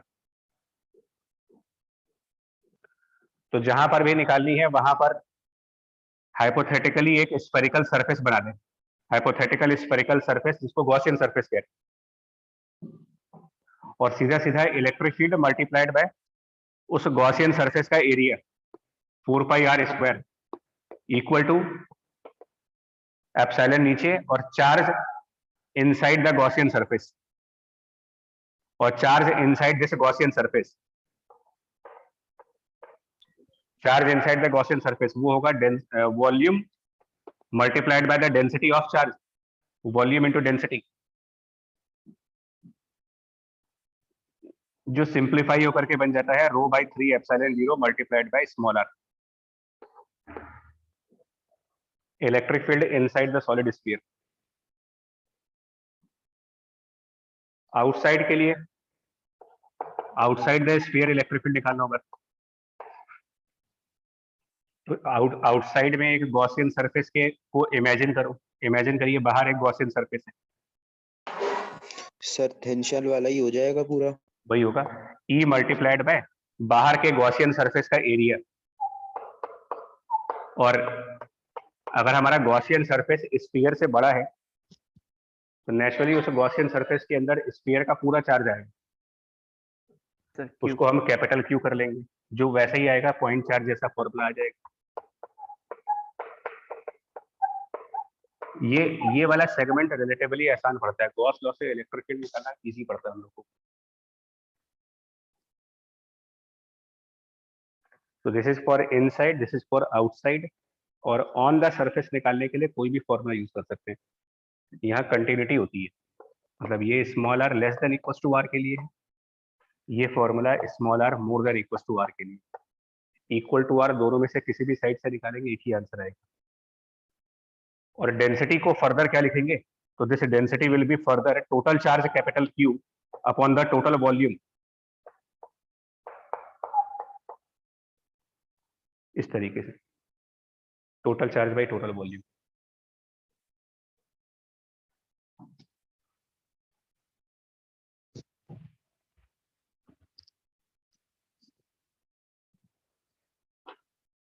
इसका एक बड़ा फेमस ग्राफ भी आता है small R versus capital E का। तो initially E proportional to small r, E proportional to small r will be a straight line graph, and then E proportional to 1 upon small r square, E proportional to 1 by small r square, kind of hyperbolic graph.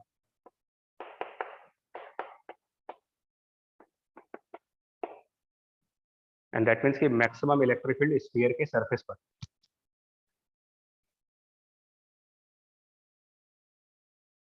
इसमें कोई दिक्कत है यहाँ तक? No sir. No sir. Spherical charge, हाँ। इसमें फायदा हो ये है, अगर आपको नहीं भी याद हो रहा है तो आप एग्जाम टाइम पर मुश्किल से 30 सेकंड लगने हैं, 40 सेकंड के अंदर आप गॉस लॉ को डिराइव कर सकते हो। स्फेरिकल चार्जेस को इमीडिएट डिराइव किया जा सकता है अगर भूल जाते हैं तो। और इसके एनालॉग पर ग्रेविटेशन में अगर एक सॉलिड स्फीयर लेते हो आप, a solid sphere of mass and radius r, तो उसके अंदर ग्रेविटी कितनी होगी और उसके बाहर ग्रेविटी कितनी?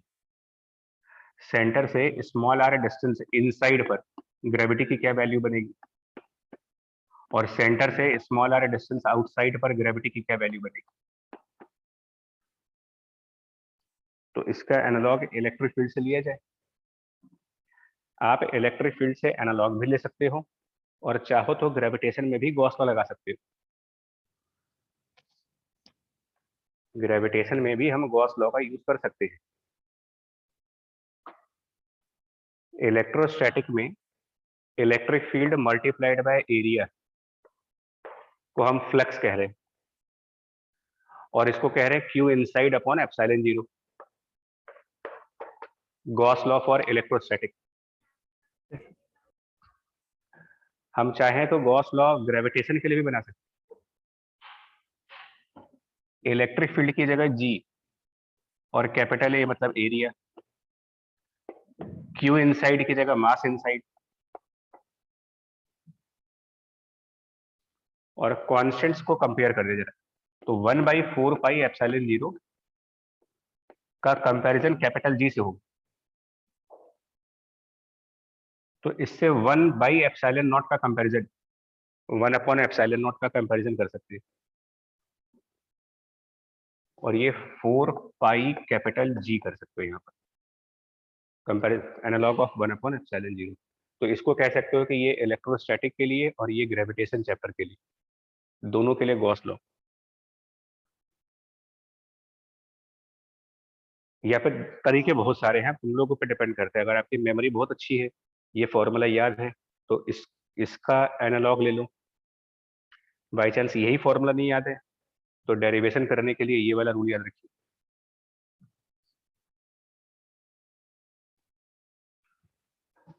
तो अगर मान लो हमें सॉलिड स्फीयर के अंदर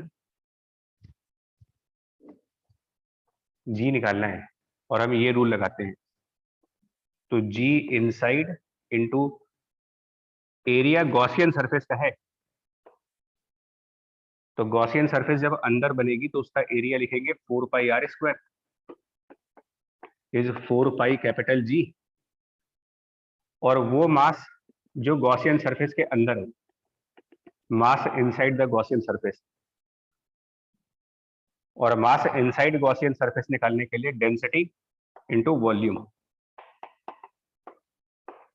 बट ये डेंसिटी मास वाली डेंसिटी होगी।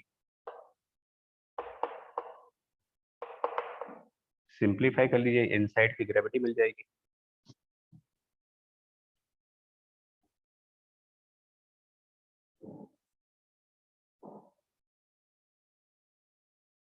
कुछ इतना नहीं आ जाएगा। G inside will become 4 pi cancel करके एक 4 पाई फिर भी बच जाएगा। 4 pi rho capital G r/3। Check करो।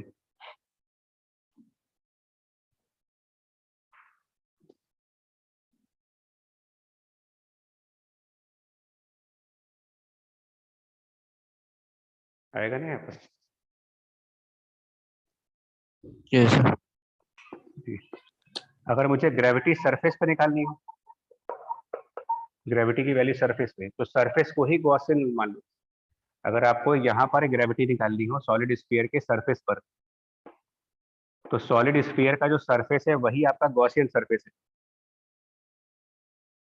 तो into 4 pi capital R square,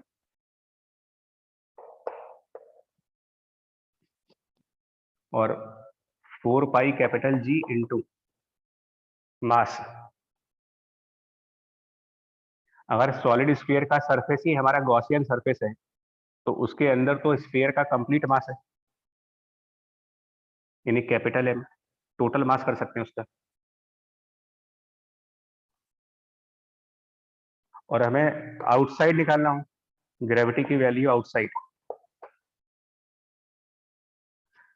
तो अगर हम इस स्फीयर के बाहर कोई गॉसियन सरफेस बनाए, तो G outside into 4 pi small r square, area of the Gaussian surface, again 4 pi capital ji,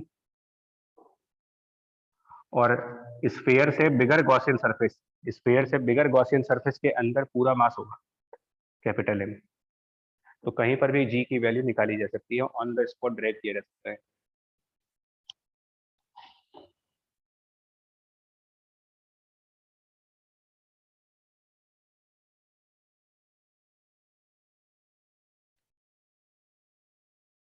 note कर लिया ऐसे?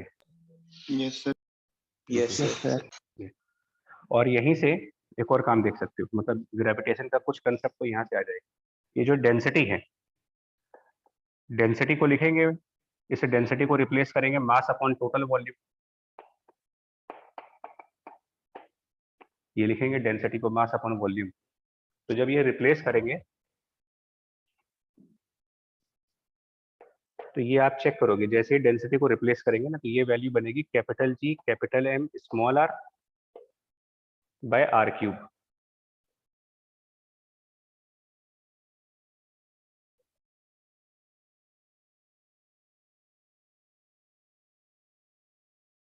यस और 4 पाई अगर हम कैंसिल कर लें, तो capital G capital M upon R square, capital G capital M by R square, that is the gravity at surface.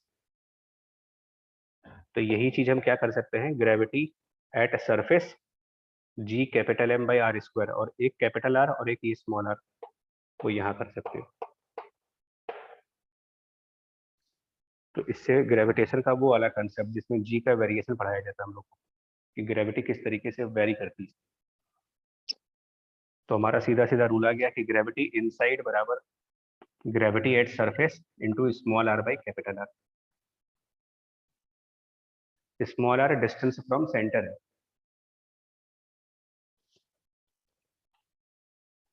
तो ग्रेविटेशन चैप्टर में इसके बड़े क्वेश्चंस हैं, जैसे वो कहते हैं कि भाई अर्थ में अगर ये सेंटर है, तो ऊपर से r/3 डिस्टेंस नीचे जाने पर ग्रेविटी की क्या वैल्यू बनेगी।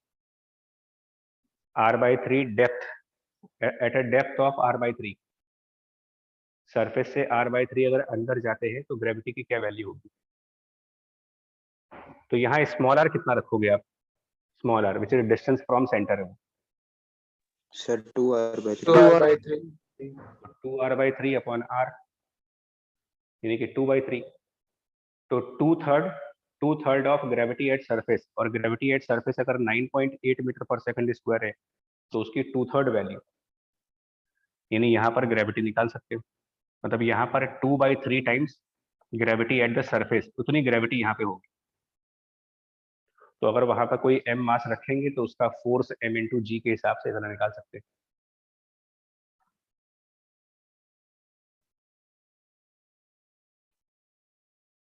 अब ये जो आज जो लर्न कर रहे हैं ना, इसको कुछ इस तरीके से पढ़ना कि आपका ये चैप्टर भी तैयार हो जाए, और जो जी के वेरिएशन वाला कंसेप्ट है ग्रेविटेशन चैप्टर में, वो भी तैयार हो। हम डिसाइड तुमको करना है भाई कि हम याद करेंगे दो तरीके की, या तो हम इन रिजल्ट्स को रटे, या फिर हम ये समझें, या तो ये दो चीज समझ लें।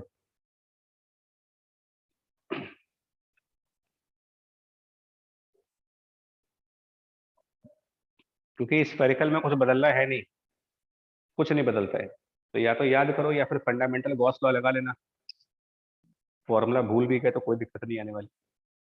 लास्ट ईयर गॉस लॉ लगा के करते थे, उससे गलती होने के चांसेस कम रहते हैं। बहुत कम होते हैं, मतलब हाँ, ये सब याद हो, पहली बात तो चांसेस कम होते हैं, तो बर्डन ज्यादा होता है फालतू का कि इसको भी याद करना है, ये भी सब याद करें। और सर कुछ छोटा मोटा मिस हो गया तो फिर पूरा क्वेश्चन जाता है। बिल्कुल, तो बेटर ये है गॉस लॉ, और गॉस लॉ का एनालॉग ग्रेविटेशन में कैसे है वो कर दीजिए, तो स्मॉल जी किसी भी सिस्टम का निकाल सकते हो।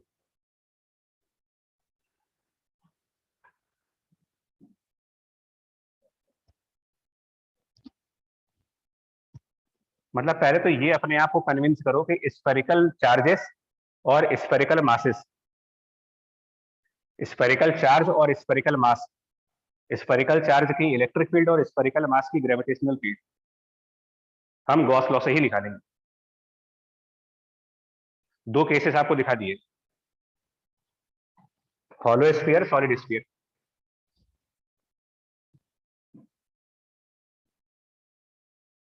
ना अगर मान लो एज अ प्रॉब्लम एक सॉलिड स्फीयर तो है लेकिन उसमें चार्ज डेंसिटी वेरिएबल है, solid non conducting sphere,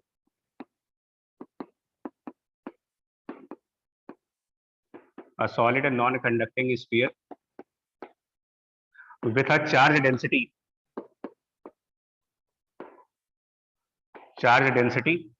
rho as some function, centre से स्मॉल आर डिस्टेंस का फंक्शन दिया जा रहा है उसे, फॉर लाइक रो नॉट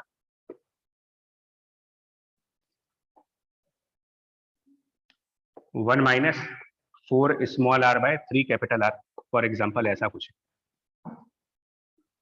रो किसी तरीके का फंक्शन दिया जा रहा है। और फिर वही चीज पूछ रहे हैं, इनसाइड और आउटसाइड इलेक्ट्रिक फील्ड कैसे निकाली जाएगी, क्वेश्चन वही है, inside outside electric field.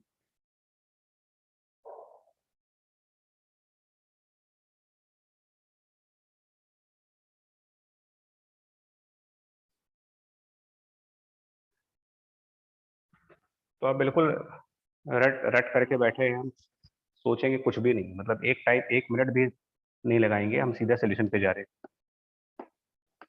Inside electric field multiplied by inside के गॉसियन सरफेस का area 4 pi are square 1 by epsilon, हमें सिर्फ चार्ज कैलकुलेट करना है। एक्चुअली गॉस लॉ के मेथड में सिर्फ चार्ज निकालने का दिमाग लगाना होता है, बाकी सब तो रेडीमेड है, पहले से पता है कि क्या होने वाला है, चार्ज निकालना है मेरे को।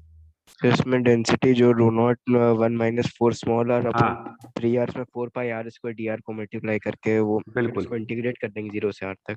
बिल्कुल, जो अंदर वाला गॉसियन सरफेस है उसमें कितना चार्ज होगा ये निकालना है आपको, इनसाइड के गॉसियन सरफेस का चार्ज, बट वो चार्ज से यूनिफॉर्म डेंसिटी पे नहीं है। तो चार्ज निकालने के लिए आपको ये करना पड़ सकता है, चार्ज निकालने के लिए अभी पीछे भी लिखा था, डेंसिटी इंटू वॉल्यूम या फिर डेंसिटी इंटू डिफरेंशियल वॉल्यूम का इंटीग्रेशन, डिपेंडिंग की अगर कांस्टेंट डेंसिटी है तो ये, वेरिएबल डेंसिटी है तो ये, और जहां वेरिएबल डेंसिटी है वहां पर चार्ज निकालने के लिए, मतलब चार्ज का कैलकुलेशन करने के लिए इंटीग्रेशन चाहिए, तो ये क्यू निकालने के लिए यहां पर इंटीग्रेशन लगाएंगे, जो यहां पर फंक्शन दिया गया वो रखेंगे,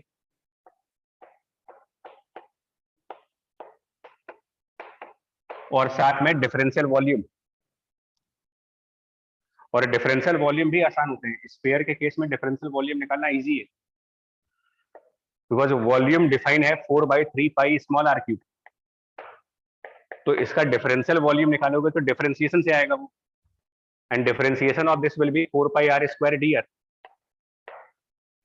तो यहां पर 4 pi are square d r कर दे, लिमिट क्या रखेंगे वो देखो, हम अपने गॉसियन सरफेस के अंदर का चार्ज निकाल रहे हैं और हमारा गॉसियन सरफेस स्फीयर के अंदर है 0 से कैपिटल आर। हाँ, तो गॉसियन सरफेस की लिमिट देखिए, गॉसियन सरफेस की लिमिट कहां से कहां तक है, सेंटर से स्मॉल आर तक, तो लिमिट है 0 से स्मॉल आर, ये पहला आंसर आएगा। और वहीं पर अगर आपको आउटसाइड इलेक्ट्रिक फील्ड निकालनी हो, आउटसाइड, तो मल्टीप्लाइड बाय 4πr², ये चीज फिक्स है, इधर कुछ नहीं बदलेगा। एप्सिलॉन, और यहां पर भी चार्ज निकालने के लिए इंटीग्रेशन, चार्ज का कैलकुलेशन इंटीग्रेशन रो dv, फिर से वही काम करो।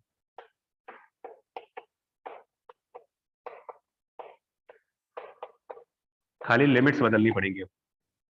अगर हमारा गॉसियन सरफेस स्फीयर से बिगर है, स्फीयर से बड़ा गॉसियन सरफेस, तो उसके अंदर चार्ज की प्रेजेंस, उस गॉसियन सरफेस के अंदर जो चार्ज है वो सेंटर से सिर्फ कैपिटल आर तक ही है, सेंटर से कैपिटल आर तक का चार्ज है, बाकी का तो फ्री स्पेस है। तो लिमिट रखी जाएगी 0 से अप टू कैपिटल आर। ये लिमिट वाला पार्ट क्लियर हो रहा है आपको? ये दोनों लिमिट्स जो रखी जाती यस सर। Yes sir. है, इतना तरीका है। वो बड़ा इजी है स्फेरिकल चार्ज की इलेक्ट्रिक फील्ड निकालना। तो भला वो गॉस का जो उन्होंने एक सिंपल मेथड दिया।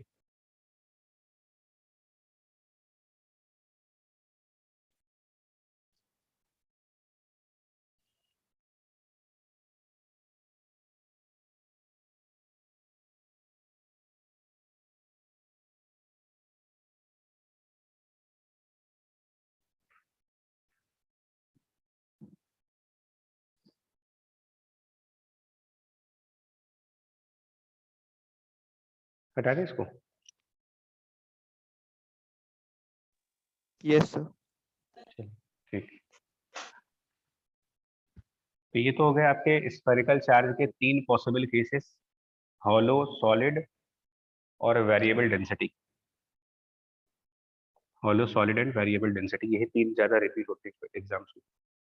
इसी तरीके से सिलेंडर्स में जाएंगे अगर,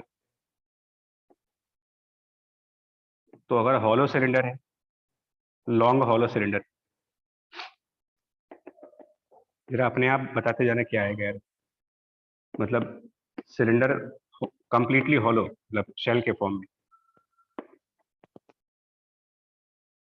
रेडियस आर, लेंथ बहुत ज्यादा है इसकी, लेंथ मच मच लार्जर है, और चार्ज सरफेस के ऊपर, सिग्मा गिवन है इसमें। सिग्मा मतलब charge upon area, charge by area दिया हुआ है, सरफेस चार्ज डेंसिटी दी हुई है।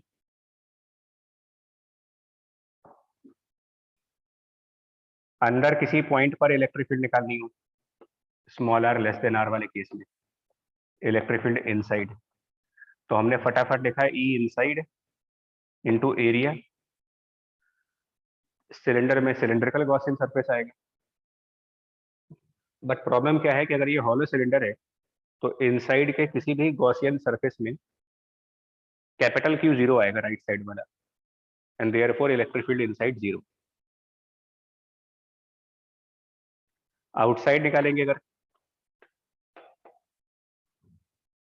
तो आउटसाइड में एक सिलेंड्रिकल गॉसियन सरफेस इमेजिन कर लेते हैं खाली, E into that area 2πr/h।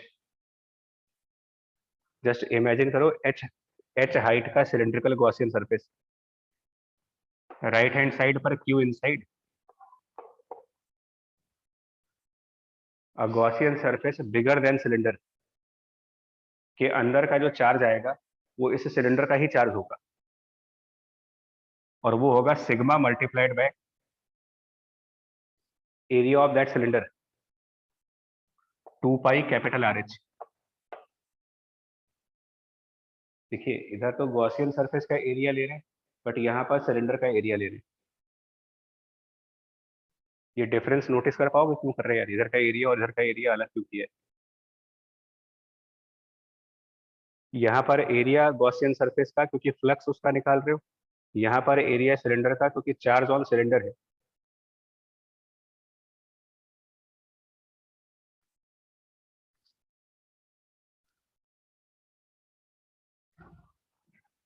और इसके हिसाब से आउटसाइड इलेक्ट्रिक फील्ड की वैल्यू बनेगी sigma sigma capital R upon epsilon sigma capital R by naught epsilon small into R small R small R. Yes sir. Side.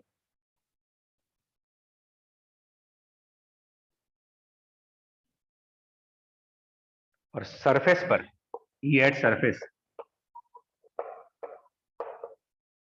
यहीं से small R बराबर capital R, तो सरफेस पर answer आएगा sigma by epsilon.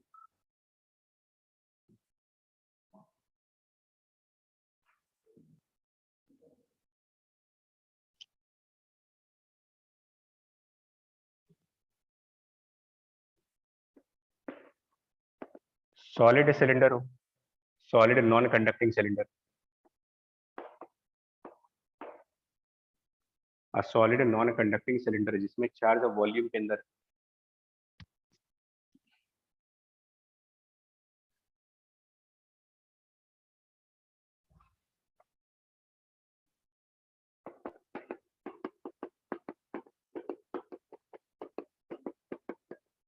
बोलना क्या आएगा इसका आंसर, इनसाइड में ई इनसाइड निकालना है।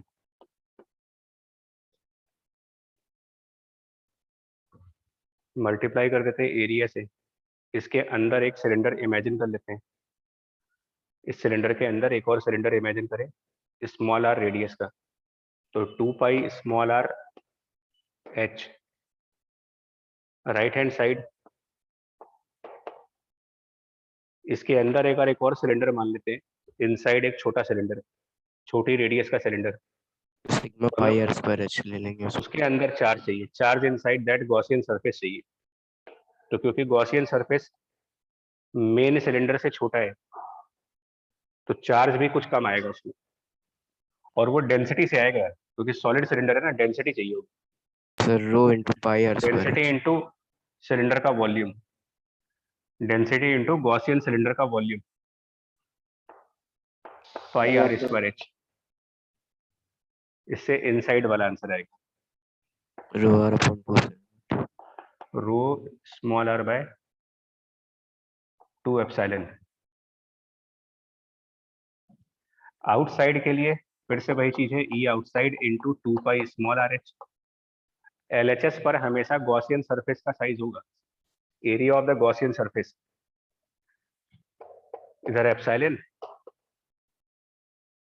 गिवन सिलेंडर से बड़ा गॉसियन सिलेंडर, गिवन सिलेंडर से बिगर गॉसियन सरफेस के अंदर का charge density into pi capital R square capital pi are square pi capital R square h होगा, क्योंकि गॉसियन सरफेस जब बड़ा हो जाएगा तो चार्ज के लिए हम जो सिलेंडर दिया है सिर्फ उतना ही वॉल्यूम रखेंगे, और इससे हमारा आंसर कुछ और बन जाएगा ई आउटसाइड का। मतलब देखोगे आप एक एक मिनट में डेरिवेशन होगी, ये rho capital R square by 2 epsilon small R, एक एक मिनट डेरिवेशन में लगता है।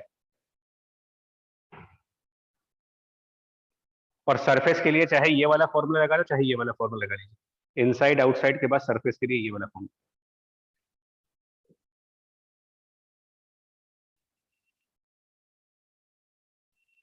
अभी हम जो पढ़ा रहे हैं सिर्फ एग्जाम के पॉइंट से पढ़ा रहे हैं, बहुत डीपली नहीं जा रहे इसके अंदर, मतलब क्योंकि हमारा पर्पस सिर्फ इतना है कि हमको फॉर्मूले सब याद हो जाए। चलेगा ना इतने से सिलेंडर में, बोले यस सर। ठीक। तीसरा केस इसमें क्या बन सकता है, सिलेंडर सॉलिड हो। थर्ड केस इसमें भी वैसे ही स्फीयर जैसा, सॉलिड सिलेंडर है बट डेंसिटी सम फंक्शन दिया गया हो, like small r by capital R type की चीज, वेरिएबल डेंसिटी का सिलेंडर, चार्ज डेंसिटी वेरिएबल है, तो solid cylinder but density of charge variable. तीसरा केस, तो इसमें सिर्फ एक फर्क पड़ेगा, जो ये रो इंटू वॉल्यूम डायरेक्ट गया था ना, रो इंटू इनसाइड वाले के लिए डेंसिटी इंटू वॉल्यूम, ये हटा दीजिए, वॉल्यूम की जगह उस वॉल्यूम का डेरिवेटिव आएगा, मतलब पाई आर स्क्वायर जो वॉल्यूम था तो उसका डेरिवेटिव, और वो निकालो, पाई आर स्क्वायर एच का डेरिवेटिव करोगे तो वो 2 pi small R h d are बनेगा, तो रो इंटू डी वी, और ये इंटीग्रेट हो जाएगा 0 से आर तक,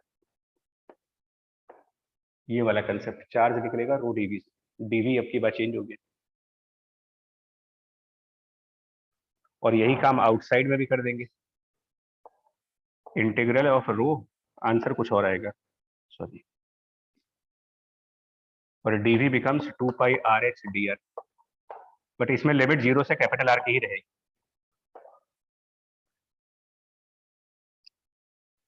इसमें तो गलती नहीं होगी ना ये लिमिट रखने में, कैपिटल आर। चार्ज कैलकुलेट हो रहा है और चार्ज कैलकुलेशन जो होगी वो सिर्फ सॉलिड सिलेंडर के सरफेस तक ही होगी।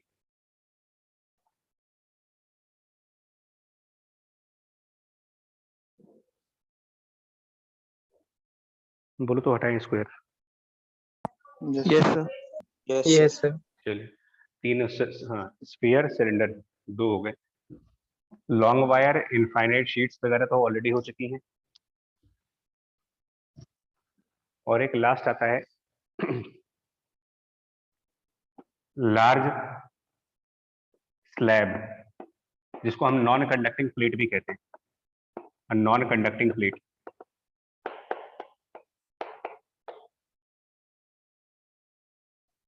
Large slab which is also non conducting plate.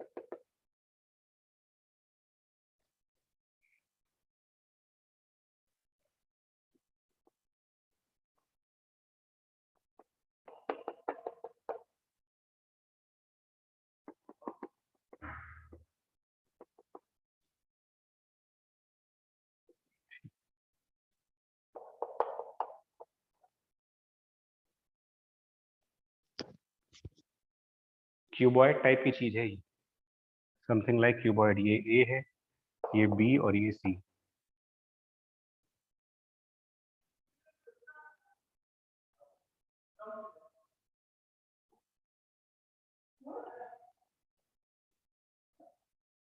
और इसमें ए टेंडिंग टू इंफिनिटी है,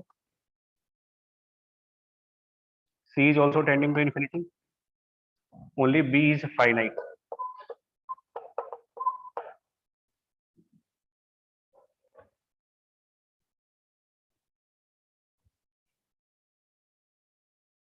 मतलब ये थिकनेस तो फाइनाइट है, ये थिकनेस कह दीजिए, थिकनेस फाइनाइट है, बट फ्रंट एरिया और बैक एरिया बहुत ज्यादा है इसका।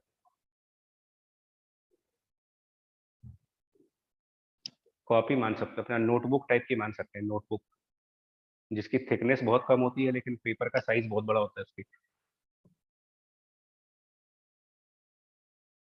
पतला रजिस्टर जिसको कहते हैं, पतला रजिस्टर।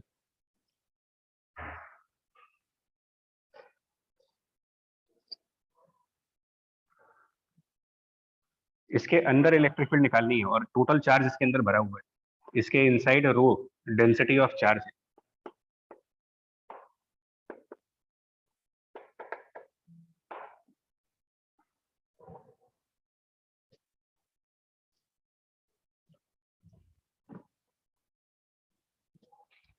अब एक जरा फिगर देखना है यार, इसमें फिगर अगर इतना बना लिया हो तो इसके अंदर एक प्लेन ड्रॉ कर रहे हैं, इसके इनसाइड एक प्लेन बनाइए।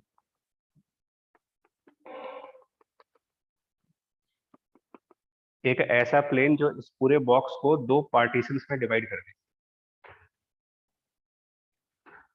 और इसको कह सकते हैं कि ये प्लेन ऑफ सिमेट्री है।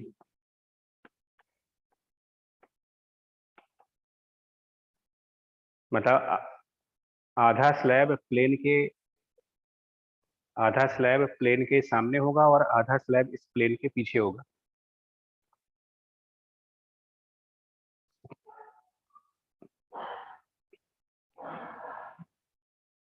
और हमें इस प्लेन ऑफ सिमेट्री से स्मॉल आर डिस्टेंस पर इलेक्ट्रिक फील्ड निकालनी है। प्लेन ऑफ सिमेट्री से स्मॉल आर डिस्टेंस पर इलेक्ट्रिक फील्ड की वैल्यू निकालनी है।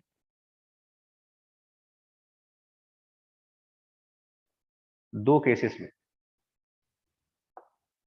पहला case small r less than एक बार बताइए, अगर डायग्राम समझ पा रहे हो, प्लेन ऑफ सिमेट्री से किसी भी एक तरफ मैक्सिमम कितना डिस्टेंस जा सकते हैं? ये पूरी विड्थ b है, B/2 b B by 2. हम r लेस देन b/2 कह रहे हैं। इसका मतलब हम इलेक्ट्रिक फील्ड एक ऐसे पॉइंट पर निकाल रहे हैं जो इनसाइड द स्लैब है, इनसाइड स्लैब। और फिर दूसरे केस में हम जाएंगे small r more than b/2, यानी कि now we are finding electric field at a point outside the slab. Actually ये 3 डायमेंशन की सिचुएशन है, सो थोड़ा सा इमेजिन करो। प्लेन ऑफ सिमेट्री से r डिस्टेंस अंदर कोई पॉइंट है,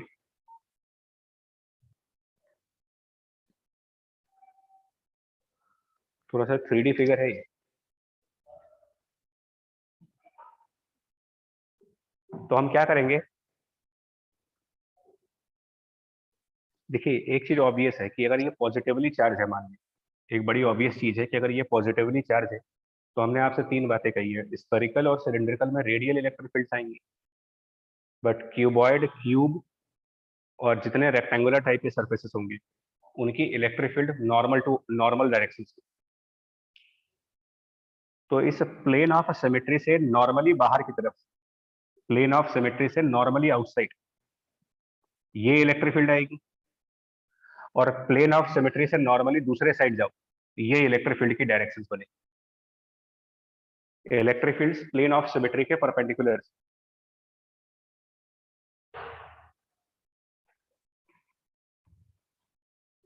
और हमने कहा कि स्फीयर के अलावा बाकी सब जगह पर आपको गॉसियन सरफेस सिलेंडर मानने, स्फीयर के अलावा जहां भी गॉसियन सरफेस देखना है वो सिलेंडर होना चाहिए।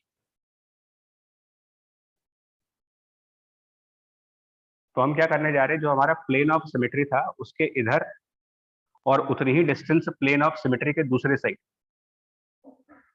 प्लेन ऑफ सिमेट्री के दोनों तरफ सेम डिस्टेंस पर एक सिलिंड्रिकल गॉसियन सरफेस बनाते हैं, एक सिलिंड्रिकल गॉसियन सरफेस।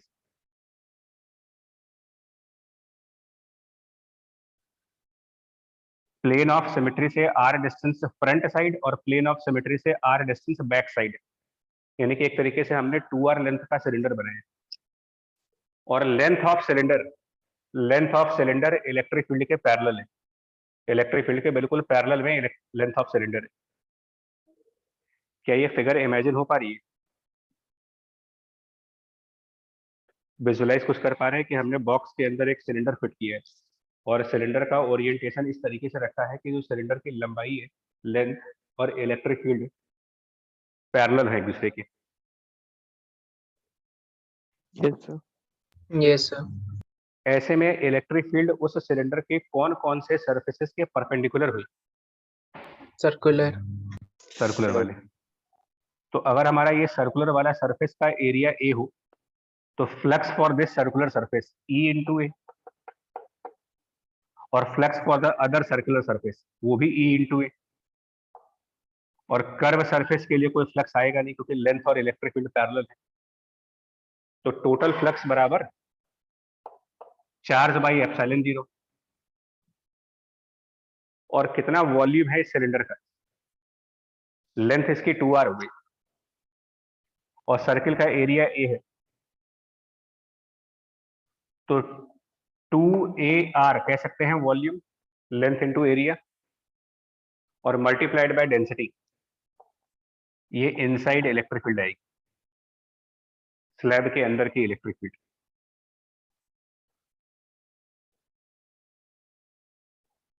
और स्लैब के आउटसाइड जाने पर तब भी हमको सिलेंडर बनाना है, लेकिन तब हमारा सिलेंडर ऐसा होगा जो स्लैब से बाहर निकल चुका होगा ऐसे करके, और आधा सिलेंडर स्लैब के पीछे होगा। सेकंड केस में जो सिलेंडर बनेगा उसकी लेंथ b से बड़ी हो जाएगी, तो उसमें LHS जो बनेगा वो बनेगा 2e inside into a, but RHS पे थोड़ा ध्यान देना पड़ेगा।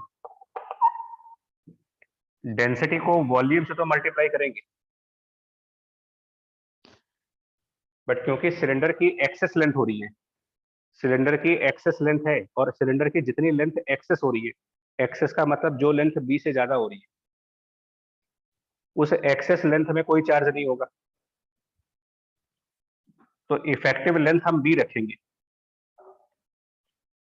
तो एरिया इंटू उसका effective length b, area into length volume. Cylinder की एक्चुअल लेंथ नहीं यूज करेंगे बिकॉज कुछ एक्सेस लेंथ हो रही है, उस एक्सेस लेंथ में कोई चार्ज नहीं आएगा, ये ई आउटसाइड आ जाएगा।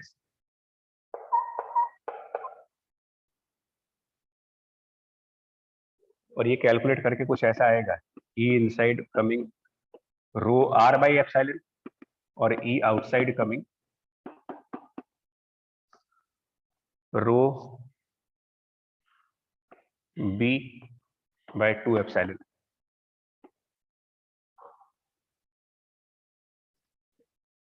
yes.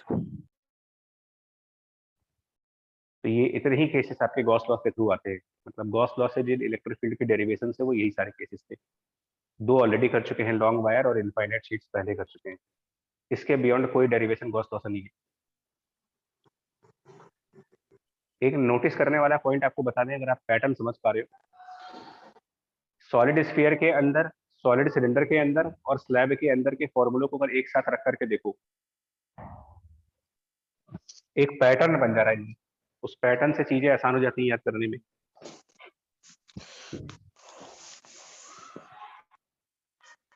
देखिए ई इनसाइड का फॉर्मूला का देखो ना, सबसे पहले सॉलिड स्फीयर आंसर आया था रो R by 3 epsilon.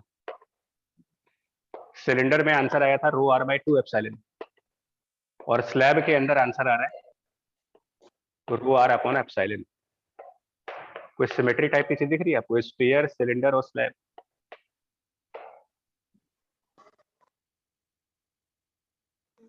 One by three की जगह 1/2 और 1/2 की जगह 1/1, मतलब डिनोमिनेटर रिड्यूस होता जा रहा है। Rho R by 3, rho R by 2, rho R by 1 inside का पैटर्न जो है।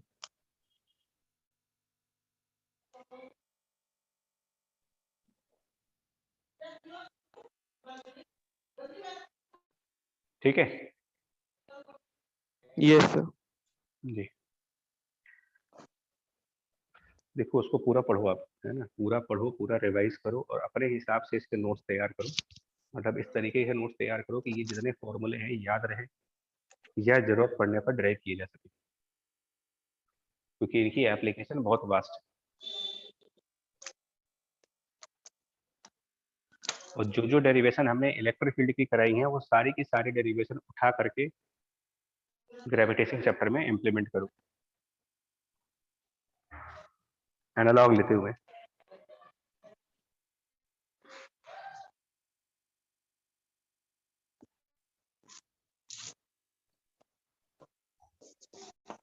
ठीक है, बाकी चलो कल करेंगे इसके बाद। पहले इतना डेरिवेशन रिवाइज करके बैठो गॉस लॉ का।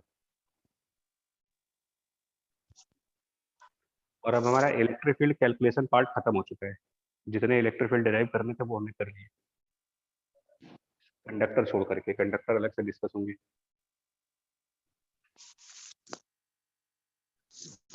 ठीक है भाई, तो कल से पहले एक बार पढ़ लीजिएगा, मतलब आज वाला जो लेक्चर है और कल वाले लेक्चर पूरा रिवाइज करके कल तक तैयार तभी बैठना क्लास में। चलिए, थैंक यू। सर इसमें जो सॉलिड बॉडीज थी उन्हें नॉन कंडक्टिंग क्यों लिया था? जो सॉलिड बॉडी